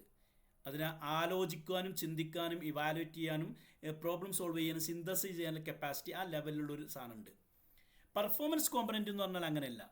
ചിന്തിക്കുക, ആലോചിക്കുക എന്നുള്ളതല്ല, ആക്ഷൻ ചെയ്യുക എന്നുള്ളതാണ്. അതായത് ഇൻഫോർമേഷൻ എന്ത് ചെയ്യുന്നു, നമ്മൾ മാത്സിലെ കുറേ നിയമങ്ങൾ പഠിച്ചു കഴിഞ്ഞാൽ പിന്നെ അത് കാൽക്കുലേറ്റ് ചെയ്യാനും മറ്റുള്ള ആക്ഷൻ ചെയ്യാനുള്ള ഒരു കപ്പാസിറ്റി. മൂന്നാമത്തത് നോളജ് അക്വിസിഷൻ കോമ്പണൻ്റ് ആണ്. അതായത് നമ്മൾ പുതിയ എന്താ പറയുക കാര്യങ്ങൾ പഠിക്കാൻ വേണ്ടിയിട്ട് അല്ലെങ്കിൽ പുതിയ കാര്യങ്ങൾ എടുക്കാൻ വേണ്ടിയിട്ടുള്ള ഒരു അക്വിസിഷൻ കപ്പാസിറ്റി. അപ്പോൾ അക്വയർ ചെയ്യാനും ലേൺ ചെയ്യാനുമുള്ള ഒരു ആസ്പെക്റ്റ് ഉണ്ട്. അത് പെർഫോം ചെയ്യുക എന്നുള്ള മറ്റൊരു ആസ്പെക്റ്റ് ഉണ്ട്. അതിനേക്കാൾ ഉപരി ഇൻ്റലക്ച്വലി അതിനെക്കുറിച്ച് ചിന്തിക്കുക എന്നുള്ള ആസ്പെക്റ്റ് ഉണ്ട്. ഇങ്ങനെ 3 ആസ്പെക്റ്റുകളുണ്ട് പഠനത്തിന്. നോളജ് അക്വിസിഷൻ ഇങ്ങനെയാണ് ശ്രദ്ധിക്കേണ്ടത്. ഇതാണ് സ്റ്റേൻബർഗിൻ്റെ തിയറി. അതൊക്കെയാണ് meta component, performance component, knowledge acquisition component. ഇങ്ങനെ 3 കോമ്പണൻസുകൾ നമ്മുടെ പഠനത്തിന് ലേണിങ്ങിനുണ്ട്. അദ്ദേഹം പറഞ്ഞു വെച്ചാൽ പഠനം എന്നൊക്കെ പറഞ്ഞാൽ മിക്കവാറും സ്കിൽ ബേസ്ഡ് സാധനമാണ്. അത് കണ്ടിന്യൂസ് അപ്രോച്ചാണ്. അത് മാത്രമല്ല, അത് നേരത്തെ പറഞ്ഞ സ്റ്റേജ് തിയറി പോലെയല്ല. അതായത് ഇത് കഴിഞ്ഞ് അടുത്ത് അങ്ങനെയല്ല പോകുന്നത്. മറിച്ച് അത് നമ്മുടെ എത്രമാത്രം അതുമായിട്ട് കണക്റ്റ് ആവുന്നു, എത്രമാത്രം നമ്മളതിൽ കണക്റ്റഡ് ആവുന്നു, എക്സ്പേർട്ട് ആവുന്നു എന്ന് വെച്ച് പ്രോഗ്രഷൻ കൂടിക്കൊണ്ടിരിക്കും. അതിന് വേണ്ടിയിട്ട് നമ്മൾ എന്ത് ചെയ്യണം? ഫീഡ്ബാക്ക് എടുക്കണം, മോണിറ്ററിങ് എടുക്കണം, ഓട്ടോമൈസേഷൻ ഉണ്ടാകണം എന്നുള്ള കുറച്ച് തിയറികളൊക്കെ അതിൽ പറയുന്നത് അദ്ദേഹം. സ്റ്റേൺബർഗിൻ്റെ ട്രയാക്കിക് തിയറിയിൽ എന്താ പറഞ്ഞു നോക്ക്. ഇൻ്റലക്ച്വൽ പ്രോസസ്സിംഗ് ലേണിംഗ് എന്ന് പറഞ്ഞാൽ അതിന് 3 ഭാഗങ്ങളുണ്ട്. ഒരു പെർഫോമൻസ് കോമ്പണൻ്റ് ഉണ്ട്, മറ്റൊരു മെറ്റാ കോമ്പണൻ്റ് ഉണ്ട്, അഥവാ എക്സിക്യൂട്ടീവ് ഗൈഡിങ് പ്ലാനിങ് ആസ്പെക്റ്റ് ഉണ്ട്, നോളജ് അക്വിസിഷൻ എന്ന് പറയുന്ന സാധനം ഉണ്ട്, അഥവാ ലേണിംഗ് മാത്രം ഉണ്ടായാൽ പോരാ, ലേൺ ചെയ്ത സാധനം ആക്ട് ചെയ്യണം, ആക്ട് ചെയ്യുന്ന സാധനം എക്സിക്യൂട്ട് ചെയ്യണം. ഇങ്ങനെ 3 രീതിയിലാണ് നമ്മുടെ പഠനം നടക്കേണ്ടത് എന്നാണ് സ്റ്റേൺബർഗ് പറഞ്ഞു. മൂന്നാമത്തെ തിയറി ലെവൽ ഓഫ് പ്രോസസ്സിംഗ്. എന്താണ് ഇൻഫോർമേഷൻ്റെ ഒരു ഇതിൽ ലെവൽ ഓഫ് പ്രോസസ്സിംഗ്. നേരത്തെ പറഞ്ഞ അതിൻ്റെ മറ്റൊരു രൂപമാണ്. ക്രെയ്ഗ് ആൻഡ് ലൊക്കാർട്ട് എന്ന് പറഞ്ഞ സൈക്കോളജിസ്റ്റാണ്. ക്രെയ്ഗ് ആൻഡ് ലൊക്കാർട്ട് എന്ന് പറയുന്ന ഈ 2 സൈക്കോളജികൾ പറഞ്ഞത് നമ്മുടെ പ്രോസസ്സിംഗ്, നോളേജ് അക്വയർ ചെയ്യുക എന്നുള്ളത് എത്രമാത്രം ആഴത്തിൽ, എത്രമാത്രം അണ്ടർസ്റ്റാൻഡ് ചെയ്ത്, എത്രമാത്രം അതിനെ മനസ്സിലാക്കിയിട്ടാണോ പ്രോസസ്സ് ചെയ്യുന്നത്, അതിനനുസരിച്ചാണ് നമ്മുടെ പഠനം നടക്കുന്നത്. നേരത്തെ നമ്മൾ പറഞ്ഞിരുന്നു ബ്ലൂംസ് ടാക്സോണമിയിൽ അതിൻ്റെ മറ്റൊരു രൂപം എന്ന് പറയാം. ഇവർ പറഞ്ഞു, ക്രെയ്ഗ് ആൻഡ് ലൊക്കാർട്ട് പറഞ്ഞു വെച്ചാൽ നമ്മൾ ഡെപ്ത് ഓഫ് പ്രോസസ്സിങ് എത്രമാത്രം ആഴത്തിൽ, എത്രമാത്രം ഡീറ്റെയിൽ ആയിട്ട് നമ്മൾ മനസ്സിലാക്കി അതിനനുസരിച്ചുണ്ടാകും നമ്മൾ ഇൻഫോർമേഷൻ റിട്ടേൺ ചെയ്യാനുള്ള കഴിവും ഇൻഫോർമേഷൻ ഓർത്തെടുക്കാനുള്ള കഴിവും. ഇൻഫോർമേഷൻ മറന്നു പോകുന്നു, രണ്ടും കൂടെ. അപ്പോൾ മെമ്മറി കൂടണമെങ്കിൽ അതിൻ്റെ പ്രോസസ്സിങ് ഡെപ്തിനെസ് കൂടണം. അങ്ങനെ പറഞ്ഞാൽ അതിൻ്റെ എല്ലാ ആസ്പെക്റ്റും കൂടി മനസ്സിലാക്കണം. അങ്ങനെ പറഞ്ഞാൽ ഷാലോ പ്രോസസ്സിങ് മാത്രം ഉണ്ടായാൽ മറവി കൂടും, ഓർമ്മ ഉണ്ടാവില്ല. നേരെ മറിച്ച് ഡീപ്പ് പ്രോസസ്സിംഗ് ഉണ്ടെങ്കിലോ അത് കുറച്ചും കൂടി ഓർത്തു വെക്കാനും വരും. ഷാലോ പ്രോസസ്സിംഗ് എന്ന് പറഞ്ഞാൽ ജസ്റ്റ് ആ കേട്ടറിവ് അല്ലെങ്കിൽ വായിച്ചറിവ്, കണ്ടറിവ് അത്രേ ഉണ്ടാവുള്ളൂ. അത് റിട്ടൻഷൻ കപ്പാസിറ്റി കുറയും. ഇപ്പോൾ ഉദാഹരണം ഒരു ടേബിൾ എന്ന വാക്ക്, ചിലപ്പോൾ ഇത് എക്സാമ്പിൾ ഉണ്ടാവും, നമുക്ക് വരുന്നുണ്ട്. അപ്പോൾ ഡീറ്റെയിലേക്ക് പോകാതെ ജസ്റ്റ് ആ വേർഡ് കേട്ടു മനസ്സിലാക്കി വെക്കുന്നു, ഇത്രയേ ഉള്ളൂ എങ്കിൽ അത് ഷാലോ പ്രോസസ്സിംഗ് എന്ന് പറയാം. നേരെ മറിച്ച് ആ വേർഡ് കേട്ട് അതിൻ്റെ ഡീറ്റെയിലേക്ക് ഇൻഡെപ്തിലേക്ക് പോയി നമ്മളുമായിട്ട് പേഴ്സണൽ കണക്ഷൻ, നമ്മളുമായിട്ടൊരു കണക്ഷൻ, നമ്മുടെ ഫാമിലിയായിട്ടോ നമ്മുടെ എക്സ്പീരിയൻസ് കണക്ഷനിലേക്കൊക്കെ പോകുമ്പോൾ ഡീപ്പർ പ്രോസസ്സിംഗ് എന്ന് പറയും. അതിൻ്റെ മീനിങ് മനസ്സിലാക്കുന്നു, അതിൻ്റെ സിമാൻറ്റിക് അനാലിസിസ് മനസ്സിലാക്കുന്നു. അങ്ങനെയാകുമ്പോൾ കൂടുതൽ ഓർക്കാനുള്ള കഴിവുണ്ടാകും, നമ്മുടെ പഴയ ഓർമ്മയായിട്ട് കണക്റ്റഡ് ആകും. അത് ഡീപ്പ് പ്രോസസ്സിങ്. അപ്പോൾ ഇങ്ങനെ ഷാലോ പ്രോസസ്സിങ്ങും ഡീപ്പ് പ്രോസസ്സിങ്ങും ഉണ്ട്. ഷാലോ പ്രോസസ്സിങ് ആകുമ്പോൾ മെമ്മറി കുറയും, ഡീപ്പ് പ്രോസസ്സിങ് ആകുമ്പോൾ മെമ്മറി കൂടും. ഇത് കൂടാനുള്ള മാർഗ്ഗം എന്താണ്?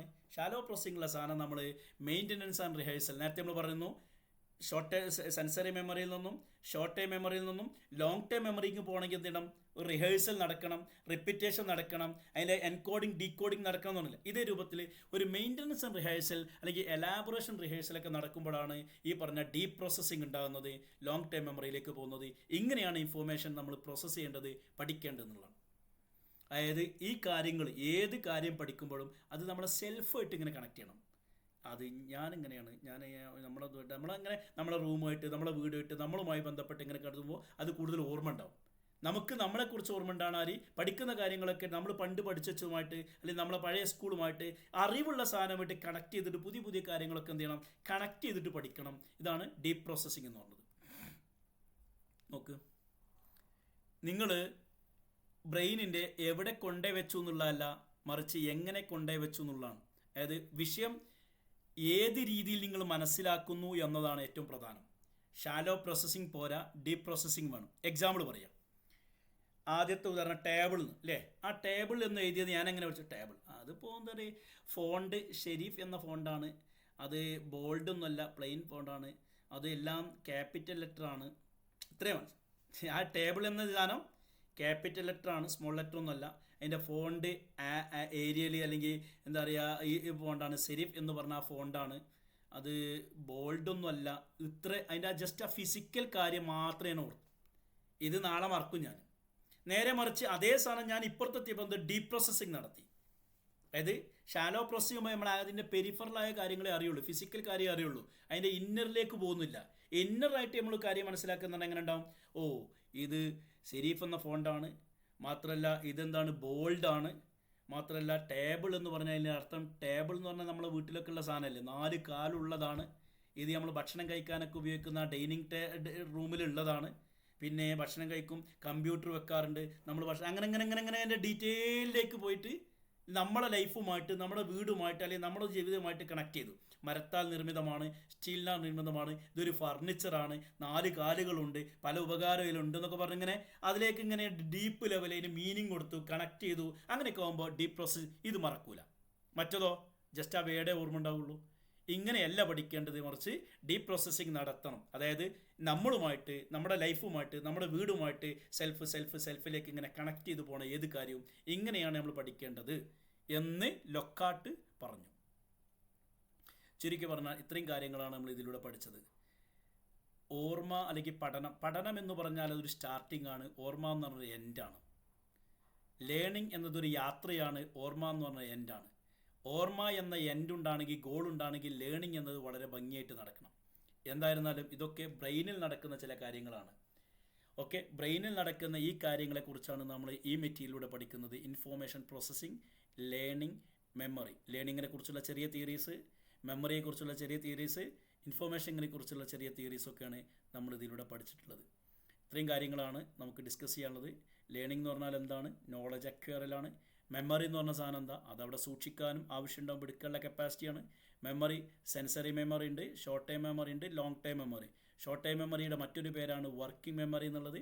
അത് 7 ± 2 ആണ് മില്ലറുടെ തിയറി അനുസരിച്ച്. അതായത് സാധാരണ 7 കാര്യങ്ങളൊക്കെ ഒരേ സമയം നമുക്ക് പ്രോസസ്സ് ചെയ്യാം. ഏറിയാൽ 2 എണ്ണം കൂട്ടി 9 വരെ പോകാം, അല്ലെങ്കിൽ 2 എണ്ണം കുറച്ച് 5. ഇതാണ് സാധാരണ ഗതിയുള്ളത്. 5 to 9 ഉള്ളിലാണ് നമ്മുടെ ബ്രെയിനിൽ ഷോർട്ട് ടൈം മെമ്മറിയിൽ അല്ലെങ്കിൽ വർക്കിംഗ് മെമ്മറിയിൽ നടക്കുന്ന പ്രോസസ്സിങ്. അങ്ങനെ നമുക്ക് കൂട്ടുകയാണെങ്കിൽ കൂടുതൽ സാധനങ്ങളുടെ പിന്നെ നമ്മൾ എന്താ ചെയ്യുക? ഓർക്കാൻ വേണ്ടി ചങ്ക് ചെയ്യും അല്ലേ? 8 നമ്പർ വന്നു കഴിഞ്ഞാൽ 2 2 2 അല്ലെങ്കിൽ 3 3 2 അല്ലെങ്കിൽ 4 4 ആക്കിയിട്ട് നമ്മൾ ചങ്ക് ചെയ്തിടും. ഇങ്ങനെയാണ് നമ്മൾ ഷോർട്ട് ടൈം മെമ്മറിയിൽ പ്രോസസ്സ് ചെയ്ത് ലോങ് ടൈം മെമ്മറിയിലേക്ക് കൊണ്ടുപോകാൻ എങ്ങനെ? റിപ്പീറ്റ് ചെയ്യുക, റിഹേഴ്സ് ചെയ്യുക, കണക്ട് ചെയ്യുക, എൻകോഡ് ചെയ്യുക, ഡീകോഡ് ചെയ്യുക. അങ്ങനെ ലോങ് ടൈം മെമ്മറിയിലേക്ക് എത്തുന്ന സാധനങ്ങൾ സ്കീമയായിട്ടും മെൻ്റൽ മോഡലുകളായിട്ടും മെൻ്റൽ ഇമേജുകളായിട്ടും മെൻ്റൽ മാപ്പുകളായിട്ടും ഉണ്ടാകും. അങ്ങനെ മെൻ്റൽ മാപ്പായിട്ടും സ്കീമായിട്ടും സൂക്ഷിക്കുന്ന ഇൻഫോർമേഷൻ ആവശ്യമുണ്ടാകുന്ന സമയത്ത് എടുക്കാനുള്ള കഴിവിനെയാണ് മെമ്മറി എന്ന് പറഞ്ഞത്. അങ്ങനെ കഴിയാതെ വരുമ്പോൾ ഇതിന് ഫോർഗെറ്റിംഗ് എന്ന് പറയും. അതിൻ്റെ കാരണങ്ങൾ എന്തൊക്കെയാണെന്നുള്ളത് അടുത്ത യൂണിറ്റിൽ നമ്മൾ പഠിക്കും. അപ്പോൾ ബ്രെയിനിൽ നടക്കുന്ന ഈ ലേണിംഗ് എന്ന പ്രോസസ്സ്, മെമ്മറി എന്ന പ്രോസസ്സ്, അത് 3 സ്റ്റേജിലൂടെ പോകുന്നത്. എൻകോഡ് ചെയ്യുന്നു, അങ്ങനെ എൻകോഡ് ചെയ്യുന്ന സാധനം സ്റ്റോർ ചെയ്യുന്നു, ആവശ്യമുണ്ടാകുമ്പോൾ റിട്രീവ് ചെയ്യാൻ പറ്റുന്നു. നമ്മൾ പഠിക്കുന്നു, കേൾക്കുന്നു, എൻകോഡിങ്, അത് ബ്രെയിനിലെത്തി റിപ്പീറ്റ് ചെയ്ത് ലോങ് ടൈം മെമ്മറിയിലേക്ക് എത്തുന്നു, സ്റ്റോറിങ്, പരീക്ഷകളിലെത്തി ക്വസ്റ്റ്യൻ കിട്ടിക്കഴിഞ്ഞാൽ അത് പേപ്പറിലേക്ക് എഴുതാൻ കഴിയുന്നു, റിട്രീവൽ, അങ്ങനെ എഴുതാൻ കഴിയാതെ പറയാൻ കഴിയാതെ വരുമ്പോൾ ഫോർഗെറ്റ് എന്ന് പറയും. അപ്പോൾ ഈ 3 ആസ്പെക്റ്റാണ് നമ്മുടെ മെമ്മറിക്കുള്ളത്, അല്ലെങ്കിൽ നമ്മുടെ ലേണിങ്ങിനുള്ളത്. പഠനം ഷാഡോ ലെവലിൽ പോരാ, മറിച്ച് ഡീപ്പ് ലെവൽ പ്രോസസ്സിങ് നടക്കണം. അതായത് അനാലിസിസ്, സിന്തസിസ് നടക്കണം. കേവലം ഒരു ഫിസിക്കൽ അല്ലെങ്കിൽ ഇതുണ്ടായാൽ പോരാ, ഒരു നോളേജ് ഉണ്ടായാൽ പോരാ, മറിച്ച് അത് കോംപ്രഹെൻഡ് ചെയ്യണം. കോംപ്രഹെൻഡ് ചെയ്തിട്ട് ആപ്ലിക്കേഷൻ ലെവലിലേക്ക് പോകണം. പിന്നെ നമ്മൾ എന്ത് ചെയ്യണം, അതിനെ അനലൈസ് ചെയ്യാൻ പറ്റണം. പിന്നെ സിന്തസിസ് ചെയ്യാൻ പറ്റണം, അഥവാ റീപ്രൊഡ്യൂസ് ചെയ്യാനുള്ള അല്ലെങ്കിൽ ക്രിയേറ്റ് ചെയ്യാനുള്ള കപ്പാസിറ്റി. ഇങ്ങനെയാകുമ്പോൾ ലോങ്ങർ ആൻഡ് ബെറ്റർ മെമ്മറി നമുക്കുണ്ടാകും. ഇത്രയും കാര്യങ്ങളാണ് ഇതിലൂടെ ഈ യൂണിറ്റിലൂടെ പഠിക്കാനുള്ളത്. Thank you very much. കുറച്ച് ഭാഗം ഒരു ബുദ്ധിമുട്ടായില്ലേ, സോറി, ക്ഷമിക്കണം.